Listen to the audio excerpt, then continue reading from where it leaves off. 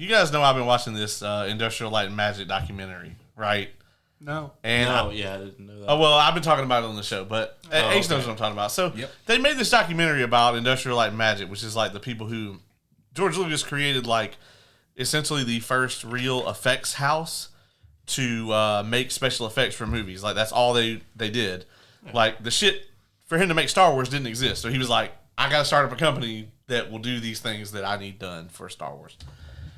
And so there's a documentary about all of that on Disney Plus, and I've been watching through that, and I got to the part where they're like making Empire Strikes Back, and they're making the skin for the Tauntaun.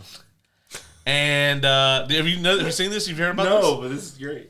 So they were like, Ralph McQuarrie is the guy that drew up a bunch of the concept art, and apparently they specifically were looking for a calf under a certain age, because apparently calves are born with a specific type of fur, and within like 2 weeks or some shit, they lose it and grow like the actual cow fur that they have when they're an adult.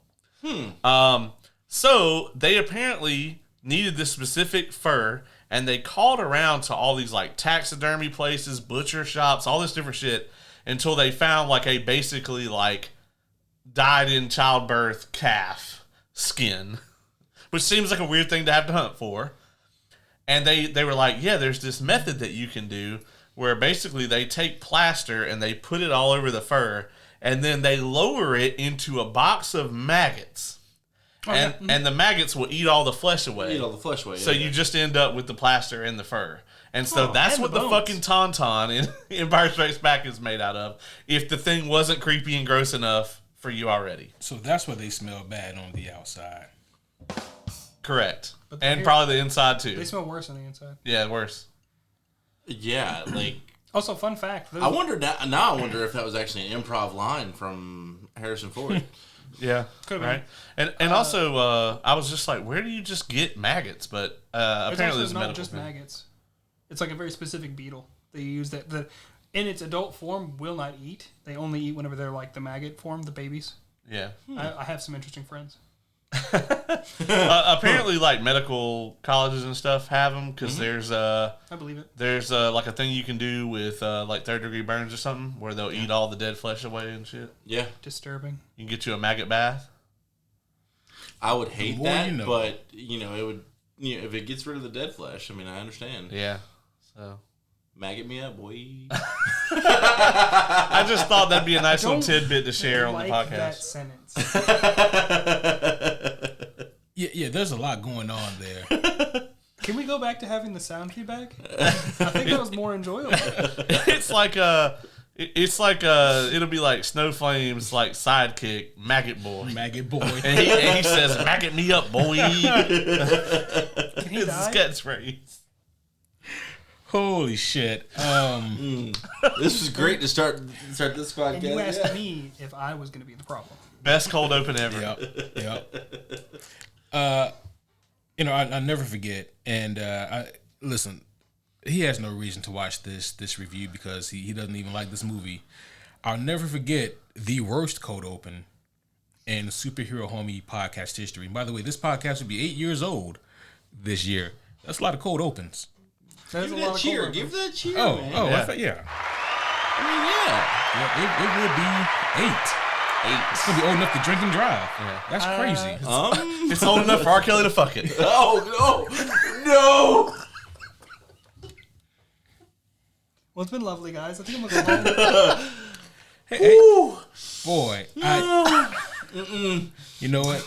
We're just gonna. Okay. What were you gonna say, Ace? Oh yeah, thank you, Dylan. So it was the homie. I hear you have an opening for a co-host. I do. I think Oz would be great for it. Just opened up, yes.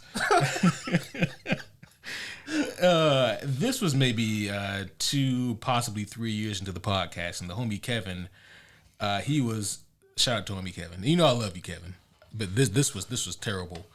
We got to make sure he listens to this episode. Oh yeah, 100%. The homie Kevin, like he hit me up one day, like he was at work, or one of us or both of us were at work. Anyway, he hits me up and he's like, "Bro, like I got a cold open tonight," and I'm like, he never Had cold opens, yeah. Or if he did, like, he would never be so excited that he would tell me hours in advance. Oh. And I'm like, oh, shit. Okay, you know what? Yeah. He's locked up. All right, let's go. Yeah, that's fine.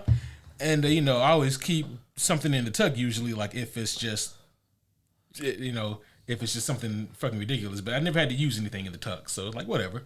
Like, all right. So, you know, we come home, come home, we go to the studio, and we're getting ready for the podcast, setting up all the shit. And he's like, man, look, I got this cold open, man. This shit is crazy. Like, you're not going to believe this. And I'm thinking, what the fuck does he know that I don't know? Yeah. Like, right? This has got to be fucking insane. Like, I got to hear this. Like, at this point, I am genuinely excited to hear this cold open. I'm excited to hear it right now. Yeah, like you've done a lot of build up here, and you're leaving us on the ledge, man. But so we come in and we sit down, we turn on the mics, and I'm just all ears open. I'm like, Kevin, you got it.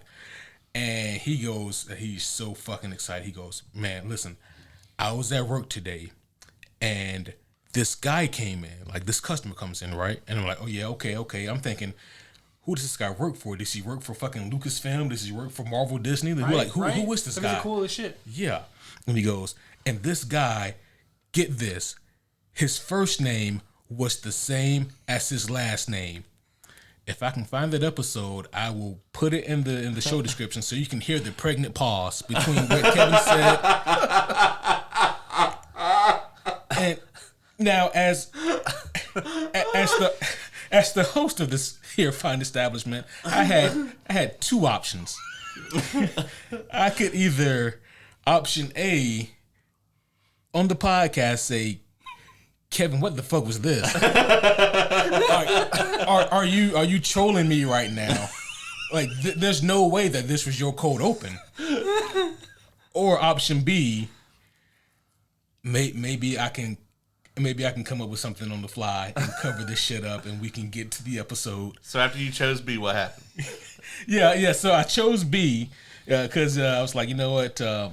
Maybe it's just better that We just let it go. we let it go, and I will be sure to do the cold opens. Indefinitely. Indefinitely. And thankfully, the homie Caleb here hasn't pulled any cold opens quite to that nature. No, at least there was no like stunned pause. There is like stifled laughter and what the fucks, but it's always been interesting. Yeah, I mean, like the time I pulled out the Hot Ones Pringles on him, Yep. and had him try one on air as the cold open. It was a hot open. Speaking of silly names, though, I actually keep a small book at work full of names, because we have to print labels out for each phone we send out, each device. If it's a silly name, it goes in the book. We've got like 3 pages. Now, see, that's appropriate. You know what's not appropriate? For you to be like, Q, for tonight when we talk about Fantastic Four: Rise of the Silver Surfer, I got a code open. I'm like, oh shit, Dylan has a code open. You know now you're laying this challenge down, and to make a worse cold open, Yeah. The second he started it, I'm not going to participate. I'll be honest. I've listened to every episode of this show, and I was sitting here with bated breath trying to figure out which one of Kevin's cold opens this was going to be about. It just had. Do you remember this one? Yeah, I do.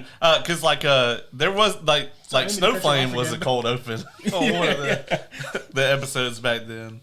It was one of the cold opens of all time. It was as cold as a dead body. Kevin, buddy, you know I love you. You're a tremendous co-host. I don't know what the fuck got into you that day, though.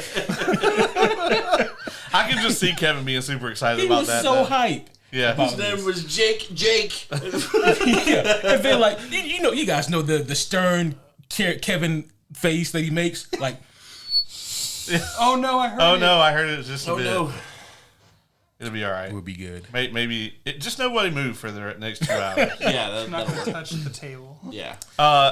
That being said, we do have something to actually review here tonight, right? That we do. We are actually here for things other than bullshittery, believe it or not.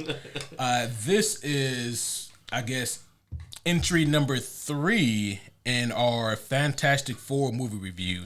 We started off by watching and reviewing the original 1994, right? Yeah, 1994. Back in 94. Back in 94. The original unreleased Fantastic Four movie. You guys can find that if you're careful enough, if you have Caleb. And then we watched and reviewed the 2005 Fantastic Four movie, and now we're reviewing the sequel, Rise of the Silver Surfer. In a few weeks, we'll be reviewing Fan4stick, the movie that came out in 2015, and then, of course, we'll be reviewing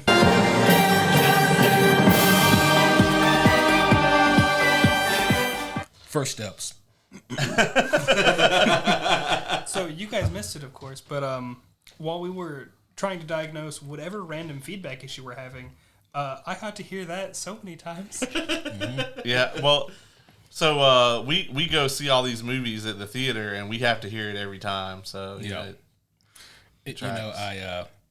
I told you, homies, that I was going to get a button that says Fantastic Four, Yep, as promised. and lo and behold, here we are. Yeah, it's meta. There's a continuity. A little bit. And so, homies, I hope you guys like that score. I hope you guys like that part of the song because you're going to be hearing it a lot between now and July. Also, before we get too far, as you guys on the video probably noticed that we actually got the full gamut of the colors here. We actually have like 30-something colors you can pick from. But we are all rocking the new Superhero Homies merchandise. And as a matter of fact, over this past weekend, we actually pushed out a new product to the store. You guys should check that out. It's our WTF NBA shirts, which is What the Fuck Must Be Anime. Mm-hmm. I'm getting one ASAP. That I'm is not buying one. You should. You're the main one I'm on this not this buying one. podcast that needs one. And you know what, Dylan? Whenever we review random anime on here, I got to get that shirt for no other reason so I can wear it for those episodes. While just staring at me the entire time and I just don't make eye contact. And So so everybody, just us, and I'll just be doing this the entire time. so everybody knows exactly where you got it. The this logo is on the back. So, Yes. you know. Yeah, on the front. No, on the only on the WTF NBA okay. shirt. I was gonna be like, I don't remember that being on the back of this shirt. Because there's been times, I'm sure where all of us as nerds, even as non-nerds, you have seen something and you thought to yourself, what the fuck? Must be anime. Must be anime. I have never. Yeah. Also, at some point, Legitimately. Really? It's never been what the fuck. It must be anime. Oh, I know that anime. yeah, That's for him. that's from such and such. And you know, I'm sure it's pure coincidence that I decided while we were at MomoCon to make this shirt. Pure coincidence. Coincidence? Yeah, totally a coinkydink. It's not the fact that is it because I was not there to tell you the anime cosplays? That's probably more accurate. But the question would still arise. Ironically, I probably what the fuck must be animated at least 3 or 4 Expedition 33 cosplays because I hadn't played the game yet. And now that I'm playing the game, I'm like, oh, They already had cosplays out. That's crazy. That is yeah. crazy. There was a lot of Cosmere at Momo. Oh, there was so much cosplay. Sad. Wow. Made me Really very sad happy. to go. Like, still my favorite, so there was a Wax and a Steris from Era 2. I know he doesn't get it. But Fucking they, nerds. They were also walking around with a really good Ven. I'll have to show you the picture Nice. later. It's so good. They actually Might have been had sent it? they had little vials that had the It metal. was actual mead. They had some that was mead and some that was whiskey. And they pulled it out and drank That's it. sick. Wow. Yeah, it was really cool. I sent it to the Cosmere group. Yeah, then I I've think. seen it. Yeah, so yeah. I thought I knew the one you were talking about. There were ironically there were more Kelsiers there than there were sequel trilogy characters, which caused me to forgive the entire attendance pool from MomoCon for all of their transgressions. And we had to hear Which is about not it for a- at least 2 hours. It's not a small thing because he really goes on about that. yeah. Well, the next time you guys are at any kind of convention, be sure to get your comfortable and cool looking superhero homie t-shirts. They actually give you +3 charisma. Yep, that's true. They do. I will say, if it's made out of the same material, this is very comfortable. It is super comfy. Yep. And and I guess the link will be right here. Yeah. Boom. It'll be I didn't right see here. it. Can you do it again? Oh yeah. Yeah. Right here. Yeah. Yep. Did you catch it that time? No. Jesus Christ, Oz. Right there. Yeah. I blinked. God. You just had to watch it back. You just had to watch it back. Watch it back. My bad. Yep. Well, with that being said, I know why you guys are here tonight, and but before we get started, proper introductions are in order. So, homies, one and all, allow us to welcome you back to another very special, fantastic episode of the Superhero Homies Podcast. My name is Quentin, and as always, I am here with one of the greatest people to ever spit on a microphone. He is apparently even hotter than Dylon, all five of them. That's what I hear. I'm referring to none other than the homie Caleb. Man, sometimes the mic just won't fit in the place you want to fit it, so you got to spit on it. So. Hey, it's not with that. Okay. Oh, okay. Yep. All right. We'll talk about it. Okay. We'll talk about it. We don't have to. Oh, okay. We'll review it with the committee. Yep. But, hey, what's going on, everybody? We are here once again. And if I seem pretty jubilant, it's probably because I don't have to talk about The Last of Us again for at least 2 fucking years. Oh, yeah. I can't wait to come back and discuss seasons 3 and 4. There's not going to be a 4. Craig Mason wants there to be a 4. Well, HBO ain't renewed it for a 4, so. Well, How far into the second game did the second not season far. fucking get? Not far. Yeah. Not far. Mm. I can't wait for The Last of Us season Abby. Couldn't we have just gotten more season 1? As a matter of fact, they did do that, and it reminded us how good the show used to be. They were like, by the way, here's some Joel flashbacks since the viewership is tanking. We just want to remind everyone that Pedro Pascal is here. Crazy thing, the second game does the same thing for me when we get the Joel flashbacks. I'm like, oh, yeah, this story used to be fun. Yeah. I Anywho, still want to play it. we also have here with us tonight none other than one of the greatest D&D nerds of all time. I mean, that's not my words. That's the committee. It's also not narrowing it down. It really isn't. Yeah. That's really not, no. I don't know. I'd put him above mine. What? I'd say he's more of a D&D nerd than me. I was again talking about the homie Caleb. God damn. I can't My introduce. statement still wasn't wrong. But no. One of my nearest and dearest. I'm talking about none other than the homie Oz. Hello, homies. How are you this evening? Oh shit. That sounded, yeah, it was on one. You still stumbled. I did. Shut up. He's got a new campaign tomorrow, so I do. I gotta get in character. That's right. And then, of course, last but definitely not least, we got Dylan here. Just Don't kidding. give him the Brendan treatment. I would never give Dylan the Brendan treatment. Dylan has his homie status. He is, in fact, the homie Dylan. He's the only one brave enough to come on this podcast with me and discuss the random superhero anime crossovers that happen. he's also the only person here who gets their transportation covered by the committee. Yeah, because the fucking limo keeps showing up. Listen, And I try to run. don't run from it, Dylan. I do every time. Stop. It's worked once. They got away once. They got a catch from The Lord. They're gonna catch you every time, Dylan. I got away once. Also, Dylan, when we finally get some downtime here Oh no. on this podcast, we will be watching and reviewing the X-Men anime. So that's gonna be fun. But like, we can't do My Adventures with Superman. Didn't I send you back a bad one too? I mean, listen, this is the Superhero Homies podcast. Why not both? Yeah, I mean, I actually would want to come on that one. I think we Well, should. you're the co-host. You're stuck following all of them now. Actually, I think we should maybe do that X-Men one in January-ish, so that my token will have refreshed. Oh, You used it real early, my guy. Oh, I still feel like I made a great choice. yeah. Caleb used his token to avoid Batman Ninja 2. I don't think it was a great use, actually. I think it was an amazing use, and the reason I know that it was is because I've seen the first one.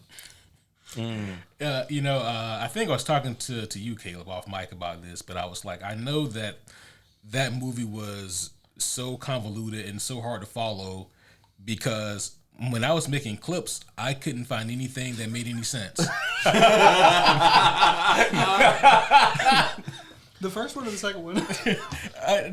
More so the second one. Because we weren't on video yet when we did the first one. Yeah, I couldn't remember what that was. But the second one, I was like, there's nothing here that I can make contextually work. It's just all random bullshit. Speaking of, As was the movie. have we pissed off anybody lately? Is anybody popped off? Oh, there's always something going on. Let me think of. Oh, we had someone pop off at our Andor review. Oh no. Yeah, I'm trying to remember what was said. It was somebody went off on some weird tangent about how a lot of the dialogue was lifted from like a World War II era movie or some shit. I don't know. I haven't heard about any. That's such a deep It fucking is. hole. I haven't heard about any plagiarism on Andor. I don't know. I don't really care either, to be honest. Yeah. Okay. Has anything popped off about any of our anime related ones? I'm out of curiosity. I don't believe so. Does the whole homie group just kind of look at them and go, Ooh. Next episode. Yeah. The people that did like chime in about like the Batman Ninja stuff, they were like, I understand, that checks out. It's just a collection of people being like, yeah, I saw it too, but I'm sorry. I posted a clip of you talking about Words of Radiance, and while I didn't understand it, the homies did, and they said stuff. There was a quote. I don't know if I can find it. Something about honor. They said. Oh, yep. Yeah, That's a spoiler, but it's a great moment. Say, is it like the quote? It's the quote. The one that starts with honor? Yeah. Okay. Yeah. Yeah. We'll see what we can do. Sunglasses and a skateboard. Yeah, he's got to have sunglasses and a skateboard, which is a way deeper cut. We'll see if you guys want to get in on that one. Yeah. Someone commented on. We're talking about Baldur's Gate. This is from our Perfect 10 episode, I guess. Yeah. Had to. No, Lauren was here. No, not about this quote. Okay. We talked about Baldur's Gate 2 weeks in a row. Yeah, we did. Somebody got it as a. This guy says, got my wife into Baldur's Gate by describing it as a dating sim with combat. I mean that's not wrong. It's not super wrong. Yeah, that's not terribly off. Matter of fact, I actually got the homie Lauren into Baldur's Gate. Oh yeah, we know. We know. She came on here and was like, for the cold open, I want to talk about what I've been playing. She was like, it's this little obscure number you guys might have heard of.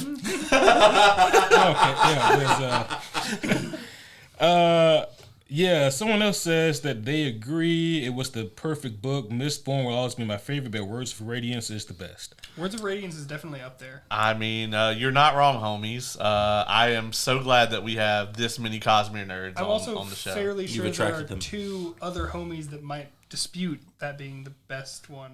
Yeah, absolutely. Kay watched our Perfect 10 episode, and at one point she just knocks her headphones off and goes, I am not wrong, and I immediately knew what she was talking about. I was like, I have not seen the Perfect 10 one yet, but I need to, so I know that it's fine. Where is your honor? Honor is dead, but I'll see what I can do. Yes, such a great quote. It is kind of the quote. It's also like for Stormlight. Thankfully, without knowing what the fuck's happening, it's not a spoiler. But without the context, knowing that's a spoiler. Yeah, without the context, that shit is crazy. I do attract them though. I wore my Sunlit Man shirt one day to the con because I was like, I wanna draw in the Cosmere nerds. Like, and apparently you have to be a real Cosmere nerd to actually get the shirt. Oh yeah, to be that deep, to get Sunlit Man. Yeah. Yeah. So the first guy that recognized me, he had like a Windrunner pouch on and everything. Yeah. In my opinion, that's one of the last books to read. Yeah, for sure. Yeah. Most of the comments are always like, love and appreciation, and then right before Wind and Truth. And then we get some comments that are just random bullshit, and then of course we get hate too. But that's how you know you made it. I asked, right? Haters gonna hate because this will be a big shock to you guys, but one of my Star Wars opinions drew in a massive flop one time, and the shit just popped way off. Oh man, what was the opinion? I called Endor the teddy bear planet, and people got real pissed. I do remember hearing about this. Yeah, it's a moon, but never mind. I'm not gonna get into it. Technically, it is a moon. It's not. It's Endor's moon. It's not. You know what? Yeah. I think the conversation that caused like the most recent discourse was when we were talking about Final Fantasy VII. Oh, back in the day. Well, no, because like what I said was like I got my parents to get me that game. It was like a birthday or something, and I was so hyped to play it. I didn't know that you needed this new thing called the memory card. Oh yeah. And that one, that popped really? That caused backlash? It didn't cause backlash. It caused people to be like, Oh yeah, Yeah, They have the apparently- same, yeah. Oh, okay, I got you. Yeah, Apparently, a and, lot of people. Yeah, there were some horror stories with that one. My experience was with Tony Hawk Pro Skater. That was when I originally had the issue with the memory card, but then I quickly got one, and then I got Final Fantasy VIII. So Yeah, someone said this is how speedrunners were born. I'm like, you're not gonna speed run. Final Fantasy, never. My brother, has anybody here ever played Shining Force? Yeah. No. Our copy would not save at all. Oh no. So he would just have that shit running. Damn. And just, for days, had that shit running. He'd pause, walk away, come back. I think he got like 3/4 of the way through and it just turned off. Yeah, that's a bigger issue there. Shining Force is a long game. Yeah, I It will is. pull up some of the YouTube comments, but I don't have my computer in front of me and I don't feel like pulling it up on the phone. That's a computer. Well, Different kind of computer. we do have a thing to review. But before we do that, I do want to note I have actually put some time on Expedition 33 now, and I highly recommend it. I've been hearing nothing but good things, and the trailer that he sent me looked amazing. Yeah. So I'm strongly feeling like I'm buying it tomorrow. I also don't know that I've ever played a video game that was that French. It's very French. It's Like, insanely French. like from the get go, I'm like, I feel like I should be eating a baguette or something. Yeah. Like this is. Yeah. Get yourself I haven't even seen the trailer, and so... everything. Oh, I played like the first couple hours of it, and it is very, very French. It is insanely French. You actually can even unlock Like the Toussaint? alternate Toussaint. attires for your people with the red beret and What? the pinstripes, and yeah, it's almost like if I didn't know that French people made, like, the French president apparently shouted out the dev team Oh, shit. like over this about how popular the game has been and everything, and how French it is. But yeah, it's. You'd almost believe like some people that aren't French made it as a parody, a very offensive parody of French people. But Damn. thankfully, it is made by French people, so it's not. But like, it's very French. I feel vindicated because not that the game has been out for some time, I've seen other people online also say that the character that Charlie Cox plays does in fact look like Robert Pattinson. 100%. Yes. Oh, damn. Yes. Okay. Also, his little sister Mael is played by Jennifer English, who is Shadowheart in Baldur's Gate 3. Oh. And she's apparently not doing a voice for Shadowheart. That's apparently just her voice. That's just her voice. And so every time this character talks, all I hear is Shadowheart. Well, damn. Yep. But it's still amazing, and that's actually my yeah. favorite character in the game. So The studio that made that game, what are they called again? Sandfall Interactive, I think. Yeah, they a cool posted name. It is. They posted a tweet. I think it was like yesterday, and it was like the game has been out for 33 days, and I think it accumulated like 33 million players. Oh my And God, they that's were like, amazing. Yeah, and they were like, we can't make this shit up. That's fucking great. Yeah. Good on them. Yeah, very serendipitous. A lot of people actually were mad because the Oblivion remaster, like, Microsoft shadow dropped it like the same day Expedition 33 came out. But Expedition 33, I think right now has a higher player count than Oblivion remaster does, which is crazy. It's still Oblivion. Yeah, right. Yeah, it's still a bad game, but we don't have to go into that. I never got to play Oblivion, but when I saw him playing it, I did want to play it, so I can't say nothing. It's an insanely I'm probably gonna end up getting it, but so like the game now it looks and feels exactly like you would want a next gen Elder Scrolls to look and feel. It's just still Oblivion under that. So like all the myriad problems that Oblivion has, it still has most of those problems. I will say when I went to so my relationship with Oblivion was like I played Skyrim first. That was my first Elder Scrolls game, and then I was like, I hear Oblivion's good. I'm gonna go back and play it. I have an Xbox 360. a lot of people did that. I tried, and then the leveling system just ruined every bit of that for me. And I'm like, what do you mean I have to stay in this little bubble? No, I want to do everything. Yeah. Yeah. Even if I do end up just being a stealth archer. The level system was bad. Even when it came out, it was bad. Well, what also is bad is this movie that we're about to review. 30 minutes later. 30 I was minutes wondering. into this thing, yeah. So that being said, homies, we hope that you are prepared. We're here tonight to discuss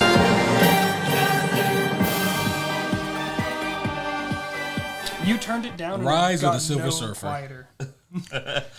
And this is my first time seeing this movie. It is. Caleb, what you think? Full spoilers, by the way. Yeah, for this 20-year-old film. Caleb, what you think of this one? I don't know, man. I'm honestly not sure if I like it more or less than the last one. Like, I will say that I think that this movie wastes less time doing, like, this movie didn't have as many scenes of them just doing random shit as the last movie did. Like, like the shit on all the bullshit on the bridge that we poked fun at, and like you got to turn invisible so you can go through the crowd and all this other shit that made no sense. This movie did not do as much of that. But it also doesn't do anything that's particularly incredible. You know, it there's no part of the movie that blew me away. Like, the CGI and the green screen stuff was bad in 2007. It's really hard to believe that while this movie was playing in theaters, they were making Iron Man, and that Iron Man came out less than a year later. The Dark Knight. Yeah, The Dark Knight. Right? Batman Begins came out 2 years before this movie. Came out the same year as the first one. Yeah. So, I mean, this is the very tail end of, like, that sort of 2000s era. We're just going to churn out something with the name on it, and that would be it. Yep. Which, you know, unfortunately, Marvel kind of reverted back to. So, and now, hopefully, they're going to course correct. We'll see. What about you, Silly Dilly? What you think of Rise of the Silver Surfer? It is just as forgettable as the first possibly 3 times I've seen it. I'm with you on that. I've seen this a number of times. I forget most of it each time, and that is not because I have a weird tendency to forget things. It's just because this movie's forgettable. Yeah. There's nothing spectacular about this. There's nothing Fantastic. fantastic Yeah, about this movie. Because great minds think alike. Yeah. Fools rarely differ. well, I was like, It's the you rest know, of the quote. that's Oh, true. okay. Yeah. I was like, well, Spider-Man wasn't in it, so it couldn't have been spectacular. God damn it. Okay. It was incredible. Oh, wait, the Hulk wasn't in it. I almost made that joke earlier. But no, I mean, granted, this one didn't have Johnny taking a laser up the ass. Does that make it better or worse? I don't know. Okay. At this point. I actually read a news story earlier. Apparently, like, What? yeah, Why is that segued into this? it is. You'll understand in just a second. I Apparently, don't ever want to. apparently, like, some Chinese scientists like managed to like hit the hit a satellite that was in orbit around the moon with a laser, and this was like a news story. And I was like, but can they hit Johnny Storm with that bitch? I do have a follow-up question. Did they like destroy the satellite? I think so. Yeah, That actually could work to get rid of all the fucking space trash we have. yeah, that's true. Like this movie. Or Johnny Storm. What about you, Oz? What do you think of this one? I'm with you. It's very forgettable. Like, there are a few things. Like, I said this during the viewing. Like, I always, as a kid, liked the Silver Surfer. Didn't know jack shit about him or what he could do, but he was cool. And when I saw that he was going to be in a movie, I was excited. And honestly, there were parts when he was in it I enjoyed back in the day. Mm-hmm. This viewing, I was just like, there's no point to any of this. There's one scene with the Silver Surfer that I think is pretty cool, and it's the first chase scene between the Surfer and Johnny. Yeah, I thought him eating the rocket was kind of cool. That was also cool. Followed by some dumb shit. Yeah. That's how you describe the whole movie. There's something kind of cool that's followed by some dumb shit. Some dumb shit. You guys remember when this movie was coming out? That whole thing where he eats the rocket with the surfboard, that was in the trailers and shit constantly. Mm-hmm. Yeah. They would show that every 10 parts. seconds. Yeah. They thought they cooked with that shit. Meanwhile, I was like, that's cool. That's not how his board works. But okay. Also, for the homies, a good 3 or 4 times during the movie, I turned to Ace and was just like, is that how that works? And he would go, no. And I'd be like, God damn it. Like, is that? Can he do that? No. So can he do that? No. It's Can like- she do that? I don't think so. Hold on. No, she can't. And I get it. Silver Surfer is really cool.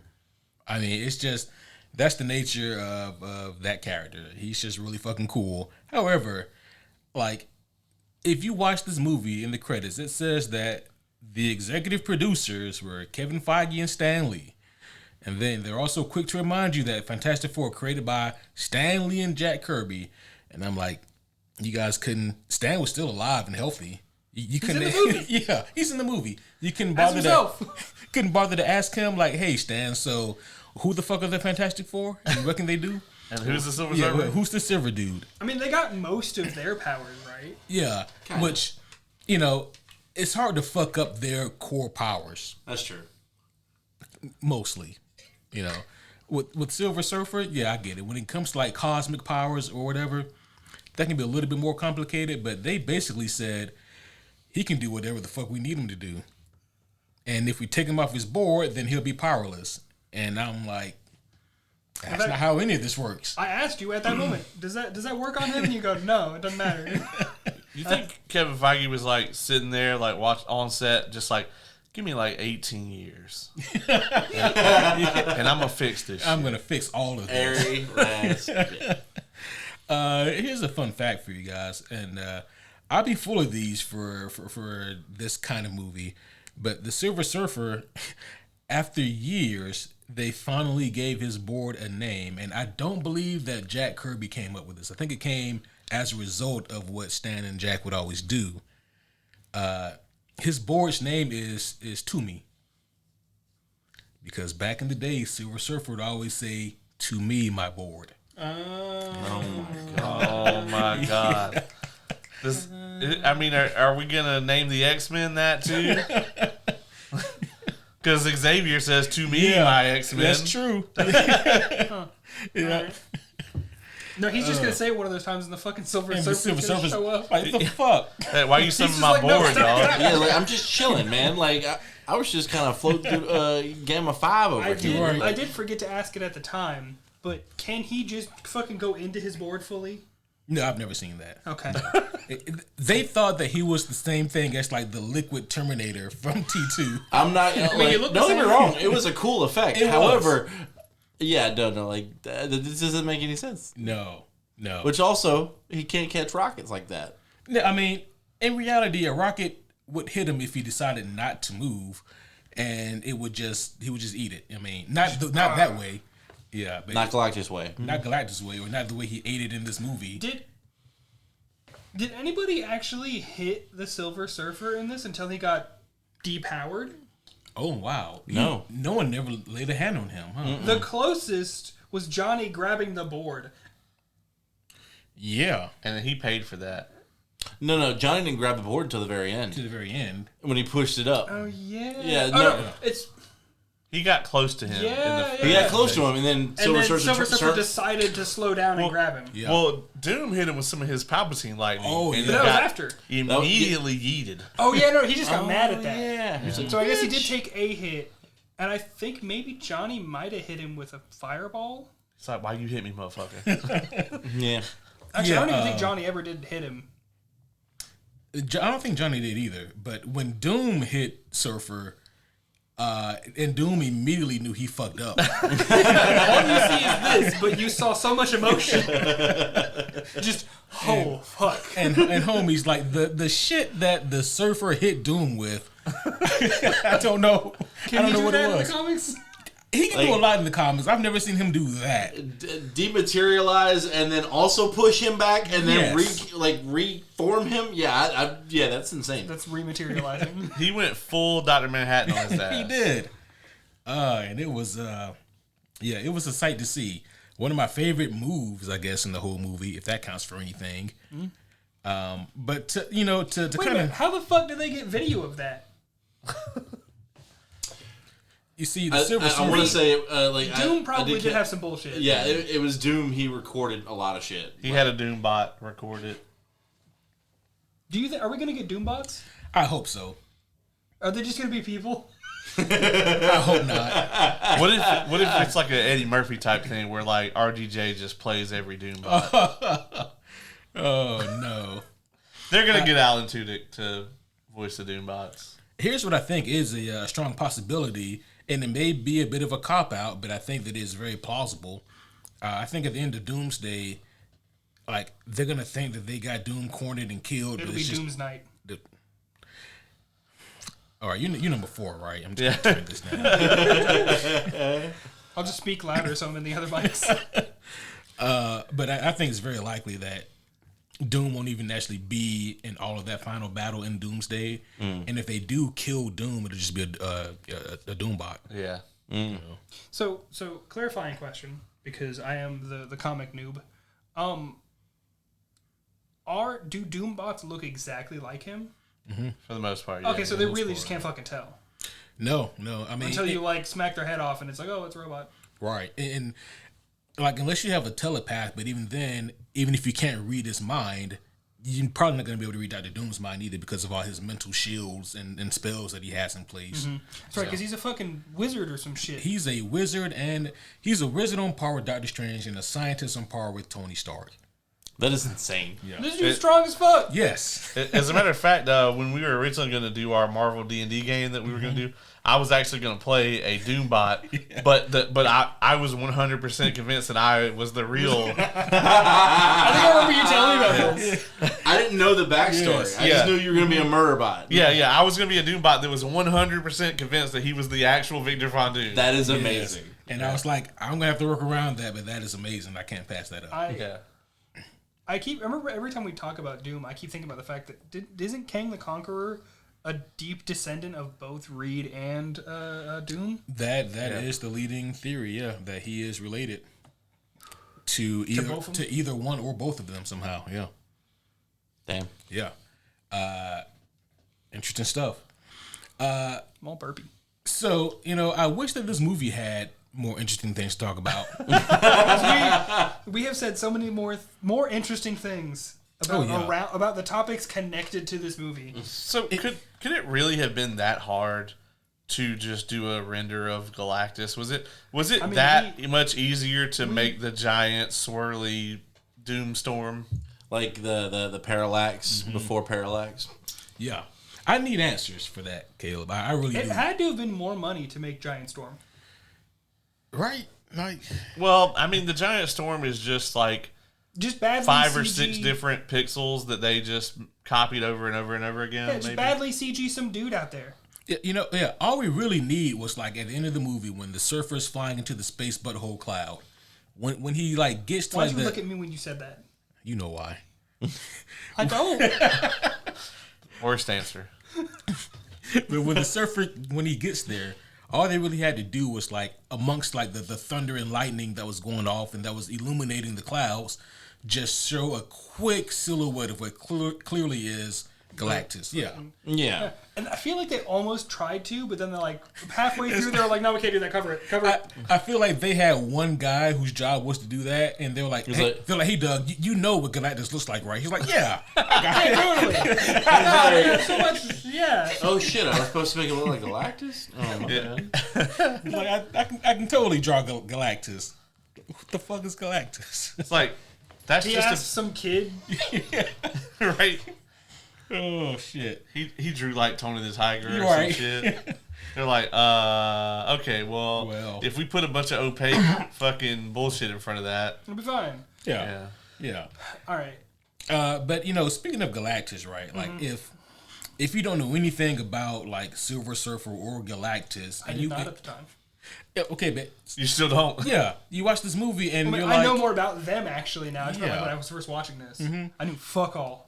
So, and it's like, what are you supposed to take away from this if you're a casual viewer and you watch this movie? Like, the comic book nerds were disappointed because there really is no Galactus and Silver Surfer. He's there for like 1 or 2 cool moments and that's it. Do they ever even actually say Galactus in the movie? No, they call him the Destroyer, right? Yeah. Or the Devourer. The Devourer. Yeah. Well, yeah. But that's all we get, and they just Did they think they were going to get a third movie? Maybe. I don't know.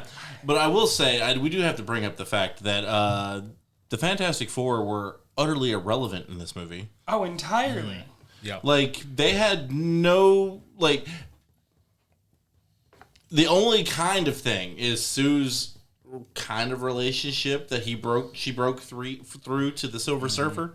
But By having tits. But by having tits, Yep. Those do help. I'm just like, ultimately, it's kind of like Raiders of the Lost Ark. You know, like how Indiana Jones is irrelevant to the story. Oh, wow. I think he's just trying to cause another comment like stir. That's what that seems like. I'm just saying. That's a bit of a hot take, but I'm with you, though. The Nazis still find the Ark, and everybody dies. That's a way to put it, I guess. Side note, I do need to watch that movie again. It's been a long time. I'm just saying. But, like, anyway, like, the Fantastic Four were utterly irrelevant, and the only real... They were comic relief in their own movie. Except they just made me mad. They also pulled a Wolverine here and made Johnny Storm the main character. Yeah, they kind of did, right? Pulled a Wolverine? Well, like so many of the Fox movies are like Wolverine and the X-Men, where it's just like, oh, Wolverine is the main character in all these stories that he was barely in or wasn't in. Got You know. you. Yeah, and They chose the popular character and just made him the leader. pretty much. I guess the difference, though, is that, like, Johnny was the main of all four Fantastic Four in this movie, but they all got about equal screen time, I thought. Yeah, it's just like you could tell that They might have they gotten really liked Chris Evans and Yeah. and like wanted to give him more of the focus, which is like why they give him all the powers and everything. Mm-hmm. They mainly focus on his power bouncing from person to person. Yep. You know. You know, Even though it's dumb.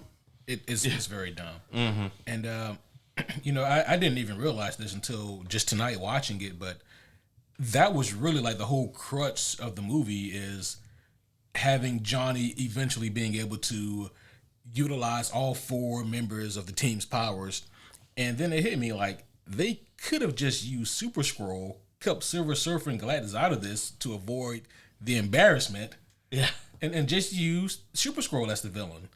I mean, it would have been way cooler. But he's not as cool as the Silver Surfer. While this is true, seeing a giant swole ass green scroll wreck they shit would be way more interesting than any of the fight scenes that we got in That's either just of these movies. that's just out of the budget, man. Like, we can't afford that. God damn it. Also, Amelia Clark was busy in 2007.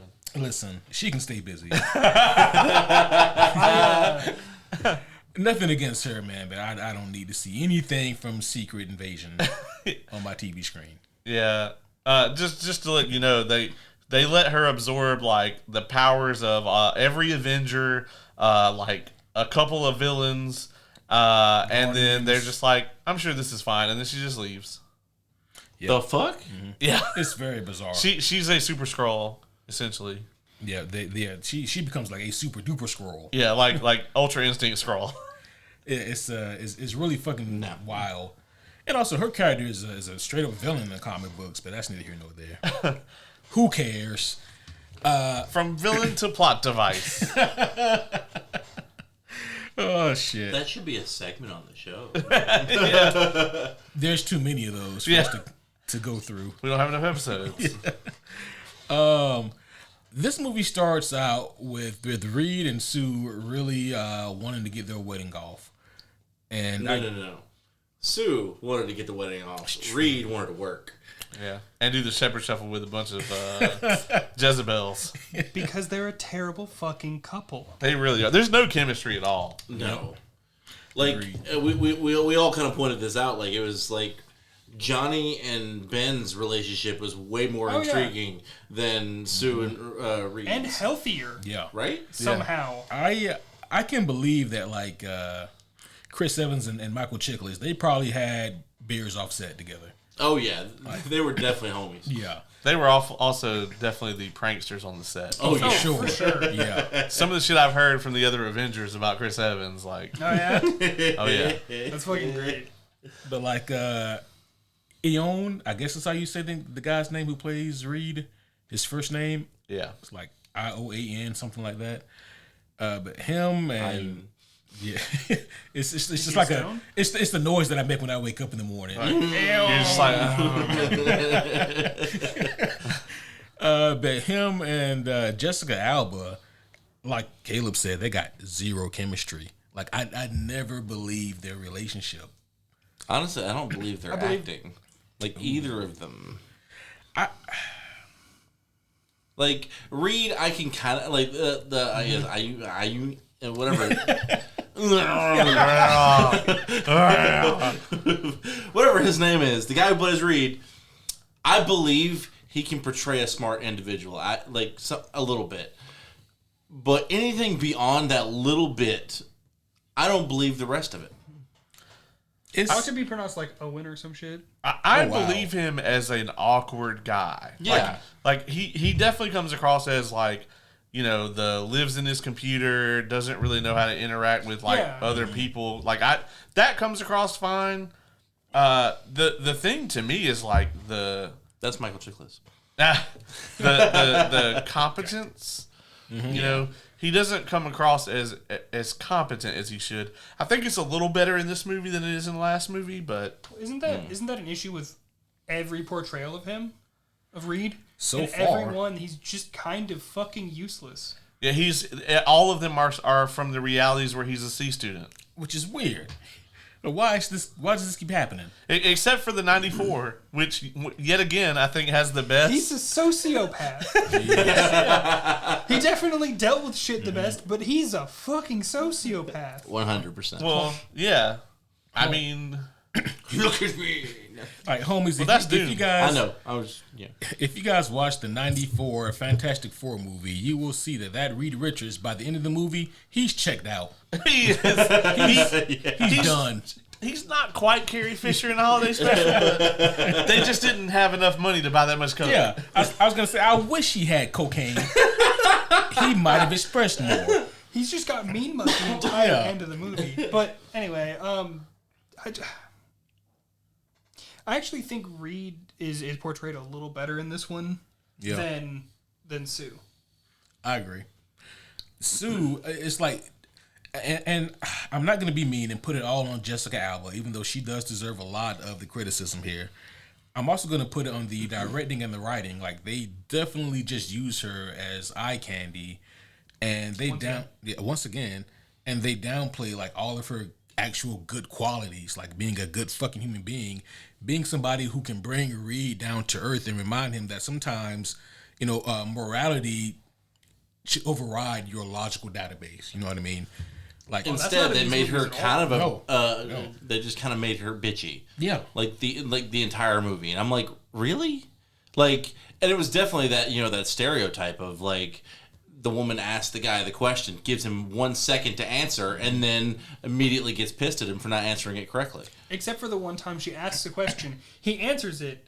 She just pauses more, and he goes, "All right, cool." Starts to leave, and she force field makes him turn around. Like, no, you had a whole 3 seconds to say literally anything. Yeah. That relationship is toxic. Mm-hmm. I think even worse than that though is like she asked leading questions, fishing for a specific response. Reed has enough emotional intelligence to pick up on what she's putting down, and he gives the response that she's fishing for, but that's just a bait and switch. She didn't want that response. She wants a different response. Like, that's a lot of what goes on in this movie too. Yeah. Let's talk about the biggest crime of this movie, which is the downgrade in Jimmy's screen time. Oh my gosh. Homies. Is that what you were just looking up his name? Yeah. Fuck. So, Jimmy, not only was Jimmy in the first... The real G. And not only was he in the 2005 Fantastic Four movie, but we spent probably a solid 15 minutes talking about him on this podcast. Yeah. He survived the attack with Dr. Doom. From the first one. He's the doorman at the Baxter Building, and he's doing his job in the third act of that movie. And this is at the end of the 2005 Fantastic Four movie, and Doom is trying to hunt the Fantastic Four. On his way out, says the dude by name. Yeah, What does he say? I Like, think it's He's like, hey, Jimmy. No, he says. I think he says like. Oh, you mean Victor says Yeah. his name? Yeah. He's just like, hey, He's Jimmy, trying to and then check just on. fucking, God. Because he's trying to check on Victor. He's like, Mr. Von Doom, are you doing all right? yeah. and Blah. He's like, I'm a doctor, motherfucker. Blah. And if y'all saw the way that Jimmy got hit with that fucking Palpatine lightning, and the way he goes flying through the door of the Baxter building, we all knew he was dead. Yeah, the way you see him land and all that, I think, no, that dude's not getting back up. He's done. And not only that, he seems like he still works there. He still works there. Yeah. And he's yeah, alive like- and well. We definitely popped for him when we saw him on the screen. I was like, holy shit, it's Jimmy! I think, did you say it first? You was like, is that the same guy? Yes, is that the And I was same like, there's dude? no way. And we rewound it and looked again and was like, holy shit. And the biggest crime of this movie is in the original movie in the 2005, he's credited in the credits as his full name, Jimmy O'Houlihan.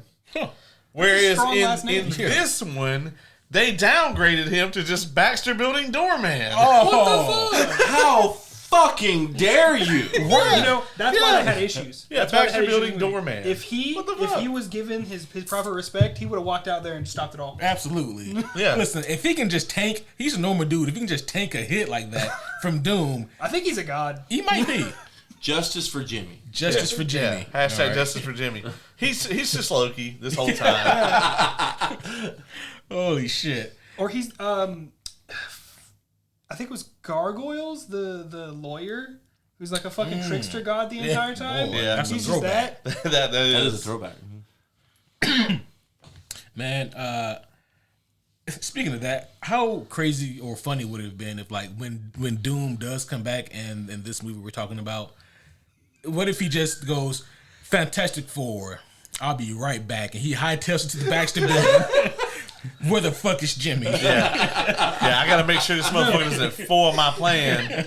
I think even better than that would be if like when Reed or when not Reed Reed's fucking Mr. Fantastic when Reed, yep.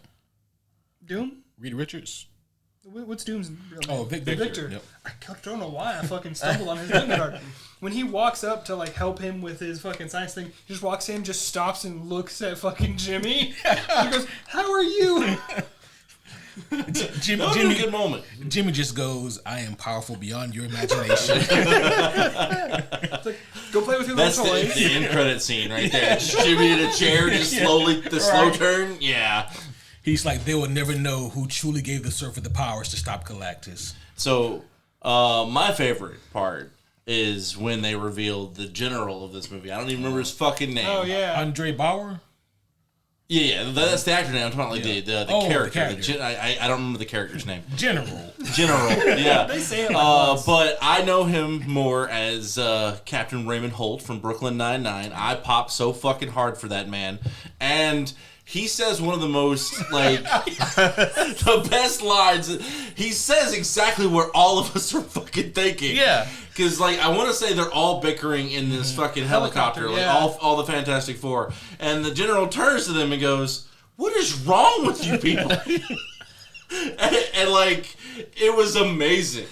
It would be like if something was gonna happen and like the four of us were the only people who could save the world, and like the army comes and picks us up in a helicopter for whatever reason, and we just start going on about dick and nips in the helicopter.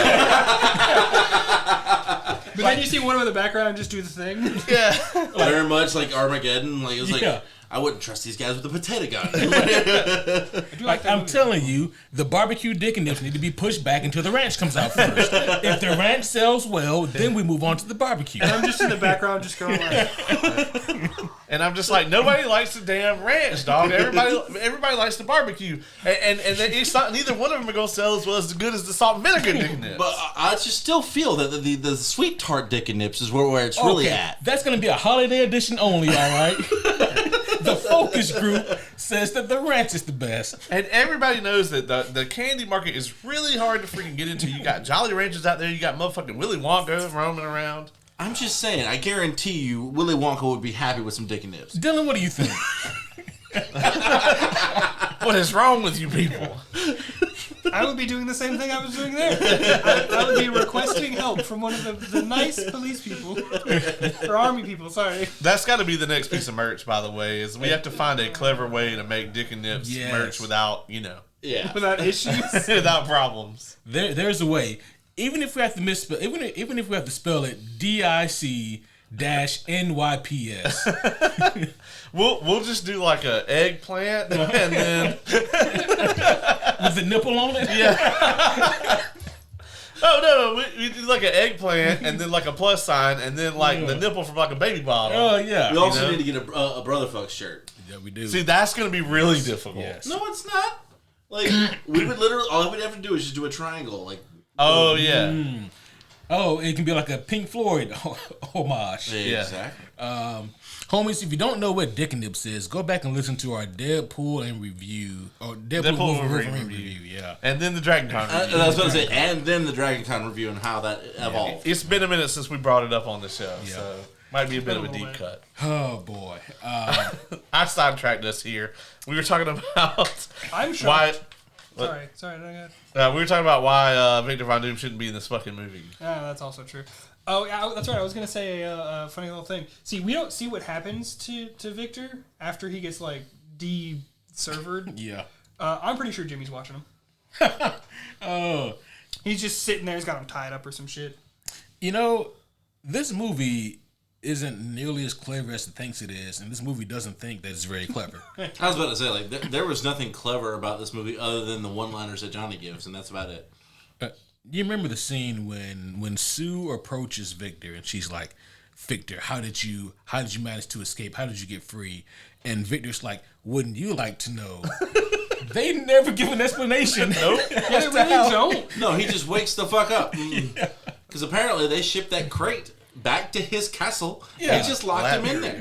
Latveria. Now, I will say, it alludes to the Silver Surfer, like, passing by, reawakening him. Yeah. Well, also at the same time, That's how all the you fuck get. did Victor find the surfer? He had to have been tracking some kind, like, I guess the same shit that Reed was tracking, like the cosmic spikes or whatever. They're supposed to be just as smart. Yeah. In this movie, they're just as dumb.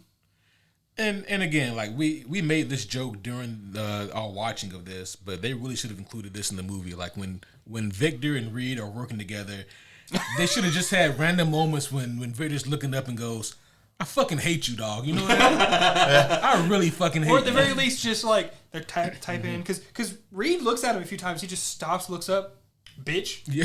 Like, that would have been great. Like, I would have loved that. They should have had a scene in this movie where like the Silver Surfer and the Fantastic Four are trying to fight, Surfer Doom. And like Surfer Doom has them all taken out and they're all like laid out and everything. And then all of a sudden fucking Jimmy just comes walking up real slow and he's like, "You doing okay, Mr. Von Doom?" And then they have it out. They have it out here. Yeah. It's a drag out battle. We should be working for Marvel right now. They don't even show the fight. Yeah. They just show afterwards him holding Doom up. But Or just Surfer like, in other hand. or just walking around with the helmet in his hand, just Yeah, done. Gotta take out the trash. He just smacks him with the whole fucking door. He's like, "They call me the doorman, bitch." It all checks out because like the Because we Fantastic checked out. Four, they're not just gonna hire anybody for. And that's also their fair, doorman. actually. Yeah. Yeah. They just lucked out that before they were the Fantastic Yeah. Four, they had him. Yeah. They had Which fucking means Jimmy. he knew. He's definitely their Alfred. the whole time. for sure. The whole time. The whole time. I'm pretty sure that we spoke about this when we talked about the 2005 movie, but we get indication early on that like Reed is in severe debt, which is why he needs Doom to fund this project that they're doing. They just have money this time. They just got money. I mean, I assume merchandise. Well, so I know we kind of talked about how like Victor. So and Johnny Reed are actually supposed- saved them. maybe. I know we talked about how like Reed and Victor are supposed to be about the same intelligence, but the way the was it 2004? No. Yeah, 05. The 05 version, it made it seem like Victor was just a billionaire. Yeah, That's he really it. didn't seem very smart. Yeah. Not that it was like, that he couldn't be smart. They just didn't showcase that very much. He was basically, Elon Musk. But, so, like, this whole, like, him... Yeah, I like him more. Doom, that is. Yeah, Yes, Doom. yes, yeah. Doom specifically. Yeah. Look at me. No. That's very. I was just like that popped into my head because I know we talked about it just a few minutes ago, and I was just like, but in this version, he's not as smart. Yeah, so he does seem a little dumber, and also he's bad at being sneaky. Yeah. He's like messing with his little bracelet thing to let him use it, and then whenever fucking Sue walks in, first off, he hasn't locked the door or anything. If there is a door, he makes a joke about knocking. I didn't check. I was laughing about something else, and he just throws like a little napkin on top of it, and it's just like.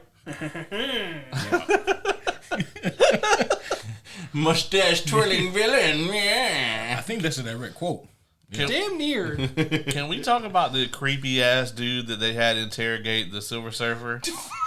That was concerning. I was never worried about the surfer until that moment. Yeah. That is the only time where I was like, oh, he needs to not be in there.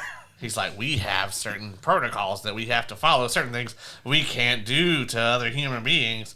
Fortunately for us, you're not a human. And he's like doing this the entire time, and whenever he says it, he just like... The surfer was like, Galactus! Yeah. Help me! I think that is the only Like- time I see emotion on the surfer. It looks up. Help me! He looked kind of like Kane when he tortured Shane McMahon that one time. Oh, yeah. Yeah. Oh, no. But that does segue into the part I was curious if we would bring up at all, and I'm not going to let you guys not bring this up with how many times you fucking said it during the movie. So I believe it was whenever Speaking of Sue digging shows nips. up when she's like sneaks in because no one's going to keep track of the invisible fucking person. I know.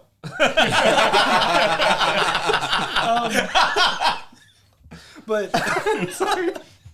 I hope that makes it in. I do too. If it didn't, a horn went off right as the perfect timing. But she sneaks into the room with him and starts talking to him about that. And then she leaves. I forget what prompted your response. Yeah, it was, Sue sneaks in there and because she's invisible, but then she turns visible and has this conversation with the surfer. And they have this moment of kind of intimacy and connection. And Because she can't do that with her fucking husband. exactly. And I just said, the surfer's looking at her like, why's my dick hard? That's how it started. No. Yeah. It was, you were talking about something else. It's like, there's a dude in here. It's like, why is he tied up like that? And why is his dick hard? Yeah, it was a guard that was looking at us like, yeah, who are you talking to? And why's your dick hard? This might be the only damn scene that she's decent in the whole movie, though. Yeah. Yeah, It's that's really true. only decent by comparison. Yeah. I mean, Yeah. Because if you isolate just it, okay. it's still... Meh. like, she is, like, Jessica Alba in this movie is the worst actor on the screen. Like, she is terrible. It's especially bad when they, like, there's just a little bit of Ben and Alicia, and every time they're on screen, you, like, actually get the emotion that they want you to feel. Yeah. They're so cute. Yeah, they're adorable. Yeah. And And a then healthy couple. Sue and Rita are on the screen, and you're just like, y'all need to go to therapy, like, separately. Because, like, y'all need to break up first. Yeah. That's step one. Yeah, because that match is not going to last. There's never going to be a Franklin in this universe. Also, Well, I mean, I don't know. He does have that one trick. Oh, shit. No. I also hate that she... So, like, don't get me wrong. Having that level of attention would like, grate you down, you know. Yeah. It mess with you. They show all of, like, 3 scenes of them having the lightest amount of paparazzi. Right. Yeah. And she's, like, having a breakdown about it. I'm like, buddy, you had a helicopter go by your place in New York. Yeah, I know. That can't be that rare. Right. Like, Miles Morales has, like, more paparazzi than that. Like, before he's Spider-Man. Yeah. Man. Yeah. I will say this, Doug Jones, who does like the physical work for the surfer, the parts that aren't CG, I think that he actually does pretty good. Like, I like his movements. Like the way that he moves. Oh god, there's this one point. He comes floating down towards the Fantastic Four, And as he like does this whole like standing straight while riding down, he rotates his shoulders just enough, and Caleb goes, "What you want, bitch?" I was like, that is the body language she gives. It really is. Yeah. I think he like starts to float off, and then like, because Reed shows up and does dumb shit. Yeah. And then Sue is a woman towards him again, I guess. I promise it sounds like I'm just like super sexist. I'm not. This movie just is. And I hate it. We're actively upset about the role they gave her. Also, I remember being a Jessica Alba fan when I was younger. You just thought she had some nice titties. Right, yeah. Well, that's not incorrect. I'm just saying, I do remember liking some of the movies that she was in. This, I thought, was one of them.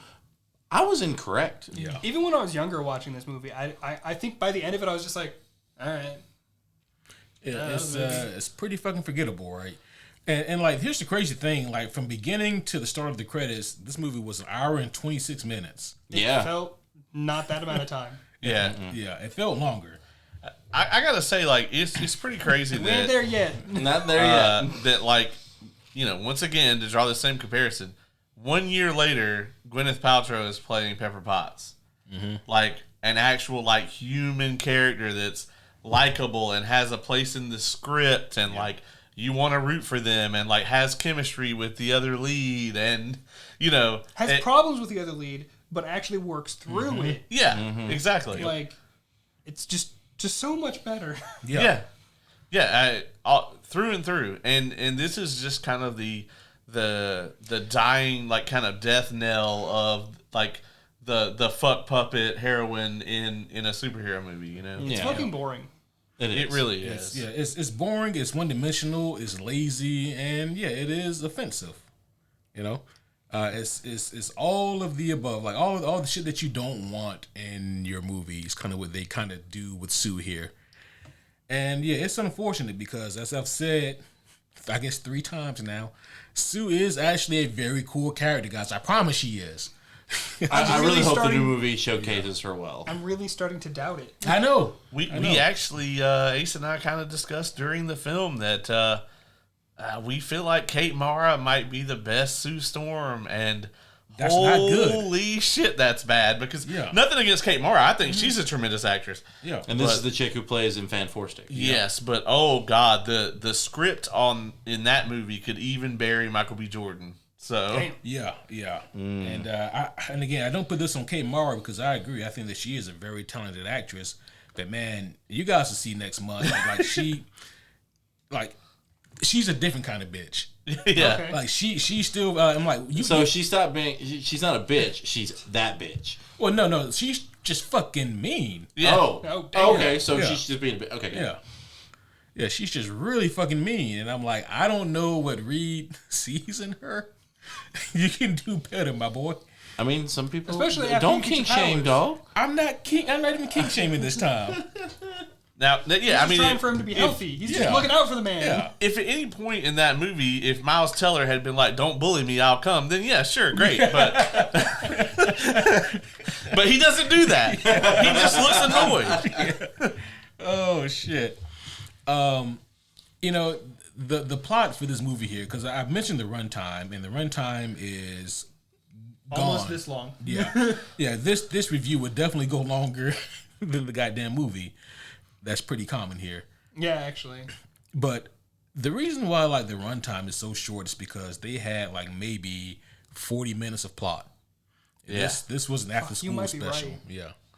Yeah, the plot here was very paper thin. The plot, listen, guys, the plot is this. Sue and Reed want to get married. Surfer shows up to prepare Earth for devouring.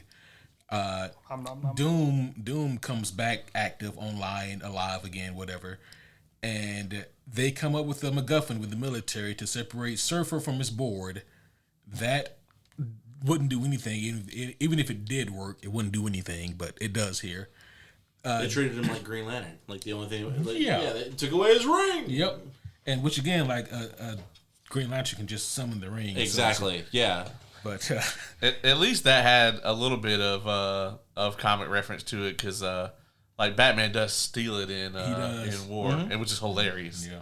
Isn't there a comic where he just like paints everything fucking yellow?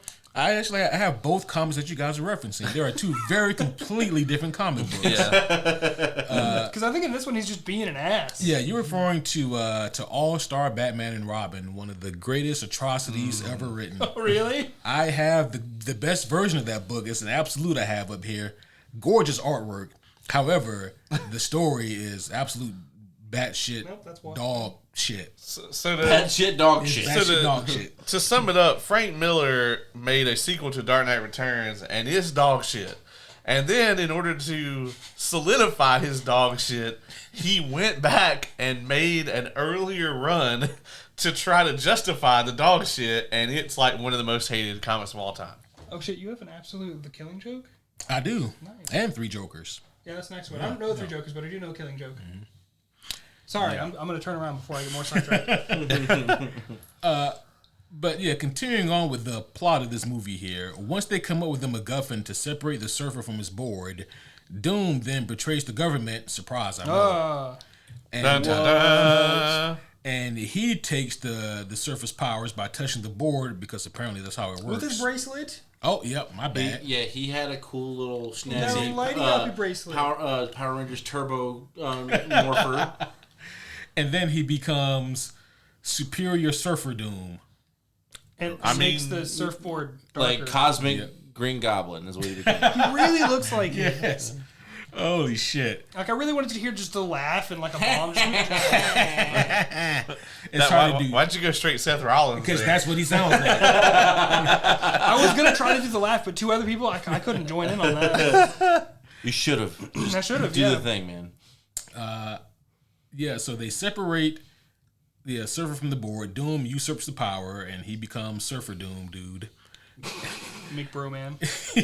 And he causes chaos. The way he kills the general is That is fucking, gnarly as shit. Yeah.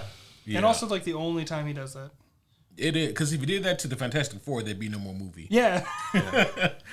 And so now, at this point, they realize they have to work together to stop Doom, and it's a really corny moment here where they paint the picture way too loud, and Johnny says, "Well, I'm fast enough to catch him," and Ben goes, "Well, I can't catch him, but if I could get my hands on him, I'd clobber him." And Reed's like, "I can restrain him or whatever," and like they're all throwing out ideas as to what they could do, and Is Sue dying yet?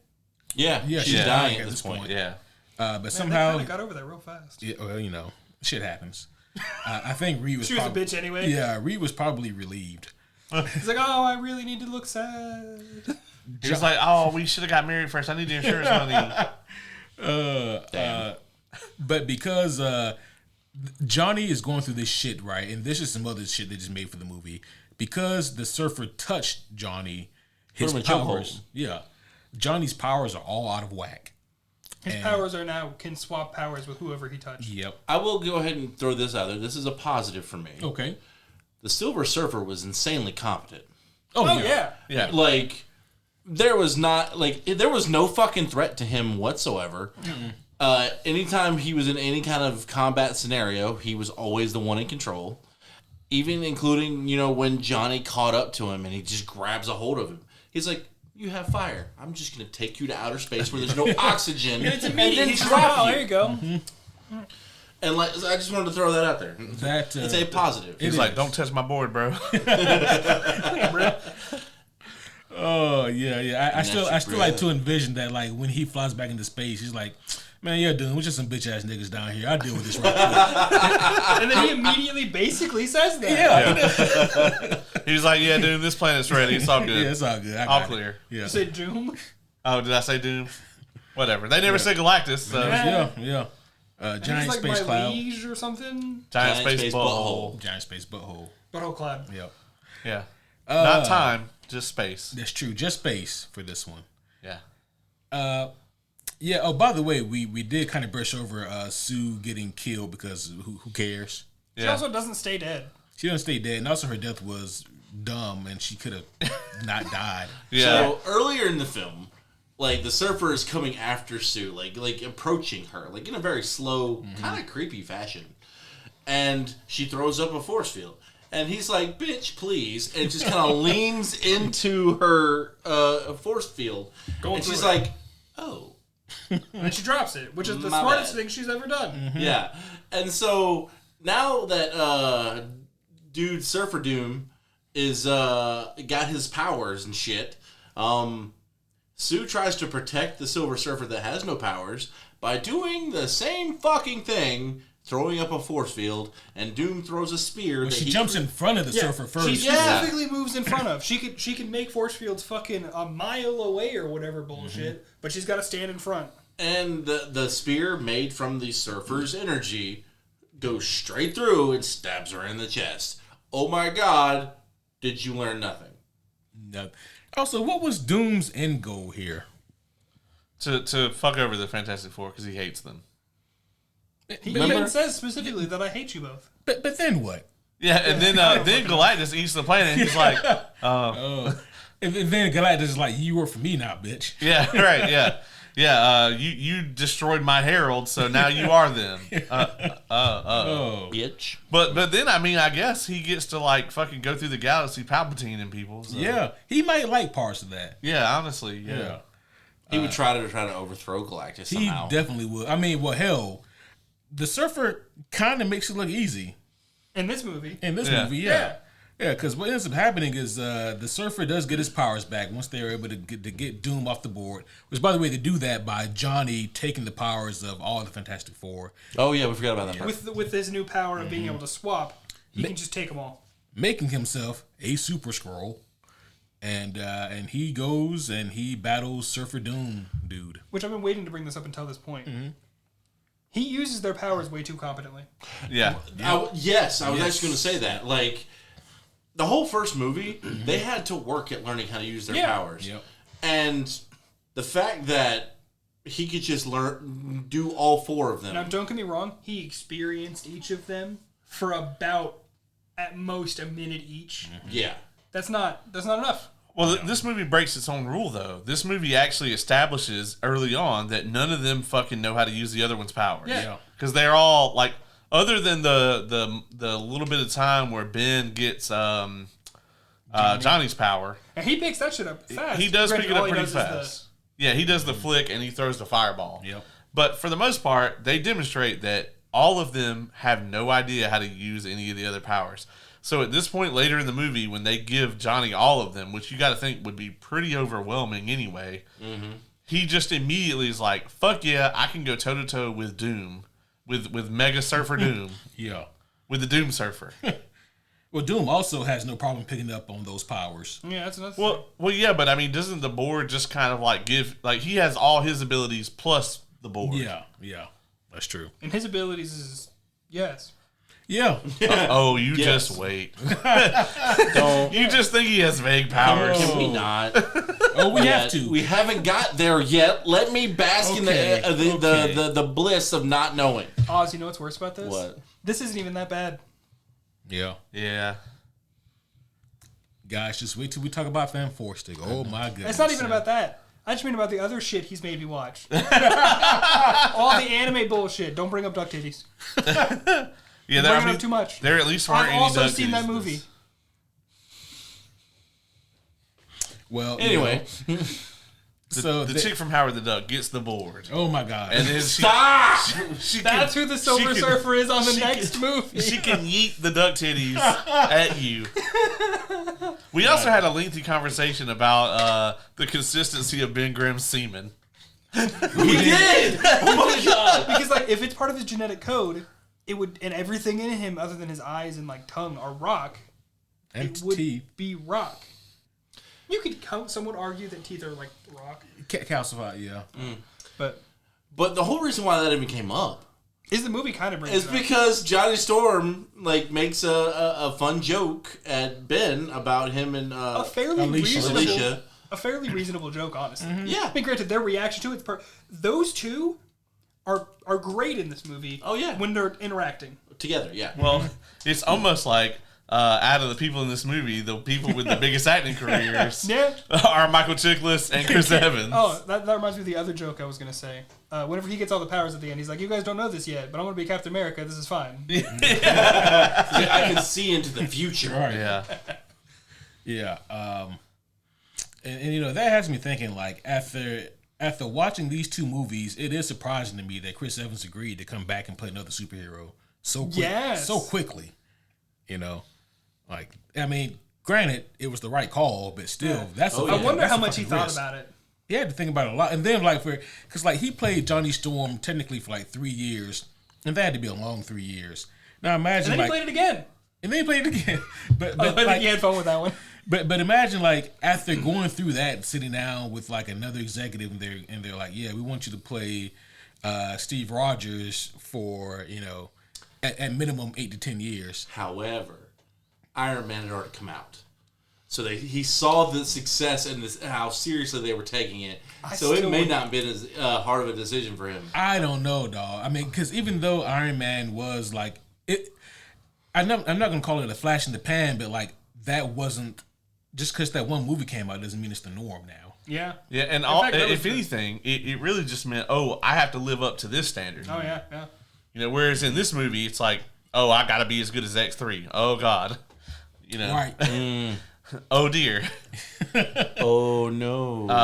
I do think that there is a history kind of like, unless you're Jared Leto, the second superhero role you get, if your first one was really bad, your second one tends to be pretty good. Like Chris Evans is like the shining example of that. Jared Leto, of course, is the exception because he just ends up with bad and then worse, somehow worse. His second one was Morbius. Oh, I still haven't seen it. That's why. Yeah, I refuse to watch it. I was like, what? He hits a bat Kamehameha. Just watch that on YouTube. Yeah. That does sound kind of cool. Yeah. I mean, 8-year-old me would have been rock hard for it. Yeah. In a bad kind of way, it's great. Yeah. The surfer gets his powers back. Yeah. And then he decides he's going to make the sacrifice play. Hold up, though. You forgot one thing. Ooh. He revives his boo thing. He revives his boo thing with these strange hand gestures over her face. It was like, They did not start over her face either, which is maybe uncomfortable. yeah, it was like, bitch, you the only one who got me hard. I think you did make that joke, too. One of you did. Yeah. And, like, apparently she comes back to life or some shit. And then he makes a sacrifice play. Which apparently is somewhat actually accurate to his powers. Yeah, He has some restorative properties. Silver Surfer has been known to display some restorative powers. I mean, now... They got one. Yeah. Now, I don't know if I've ever seen him bring somebody back from the dead. However... She may not have... We don't 100% know if she was 100% dead. But the power cosmic, like the source of power that he gets from Galactus, that shit it's that good shit. Oh, that sounds like a fun Warlock subclass. That does sound pretty cool. Anyway. He technically is, that. I mean, Galactus is his patron, sort of. Yeah. Well, And he didn't decides exactly choose willingly Super to be... He wasn't happy about the choice. Not the first Warlock. We also missed the fact that one of the reasons why one of the big things that started the can they fucking do that was when Sue just made the wall fucking invisible. So she could see through it. Oh, yeah. Sue, she just turns the wall invisible. To spy on somebody. Yeah. Which also...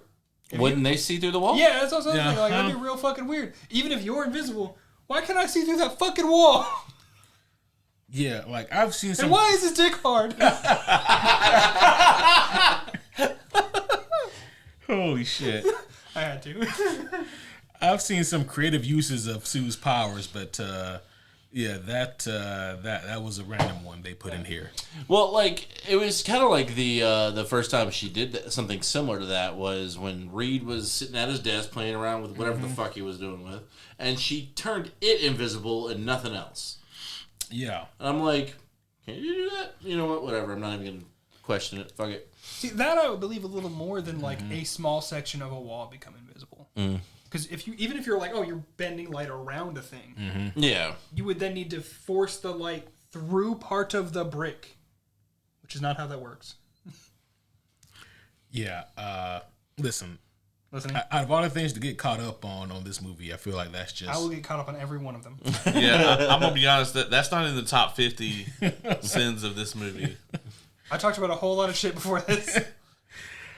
The surfer does fly up the space butthole and faces Galactus. And Question mark? Galactus question mark. I really feel like there was a face in the fire smoke thing that was in there, but I do not know. No, they just got the rights from Green Lantern. That's all it was. So fuck. I need to know if like I was just imagining that shit. Like I need somebody who doesn't know what Galactus looks like to watch that and tell me if they see a face in there. Yes, 'cause I think that we were all trying to make something out of it. I know I definitely was. It's like, is he in there? That was the quietest we were all movie because we Yeah, were we're all all like, like, I think I see. No. no, just a little bit of like maybe there's a little horn there, and I don't know. Is that a jawline? No. I think that's an eye. And then he does like Vegeta's final explosion. Silver Surfer does, and apparently that destroys the Surfer, Galactus, but Earth is safe. Even though you see a shockwave go past both them and the moon, and that's fine. Everything's fine. Oh yeah, that would have definitely done a lot of damage.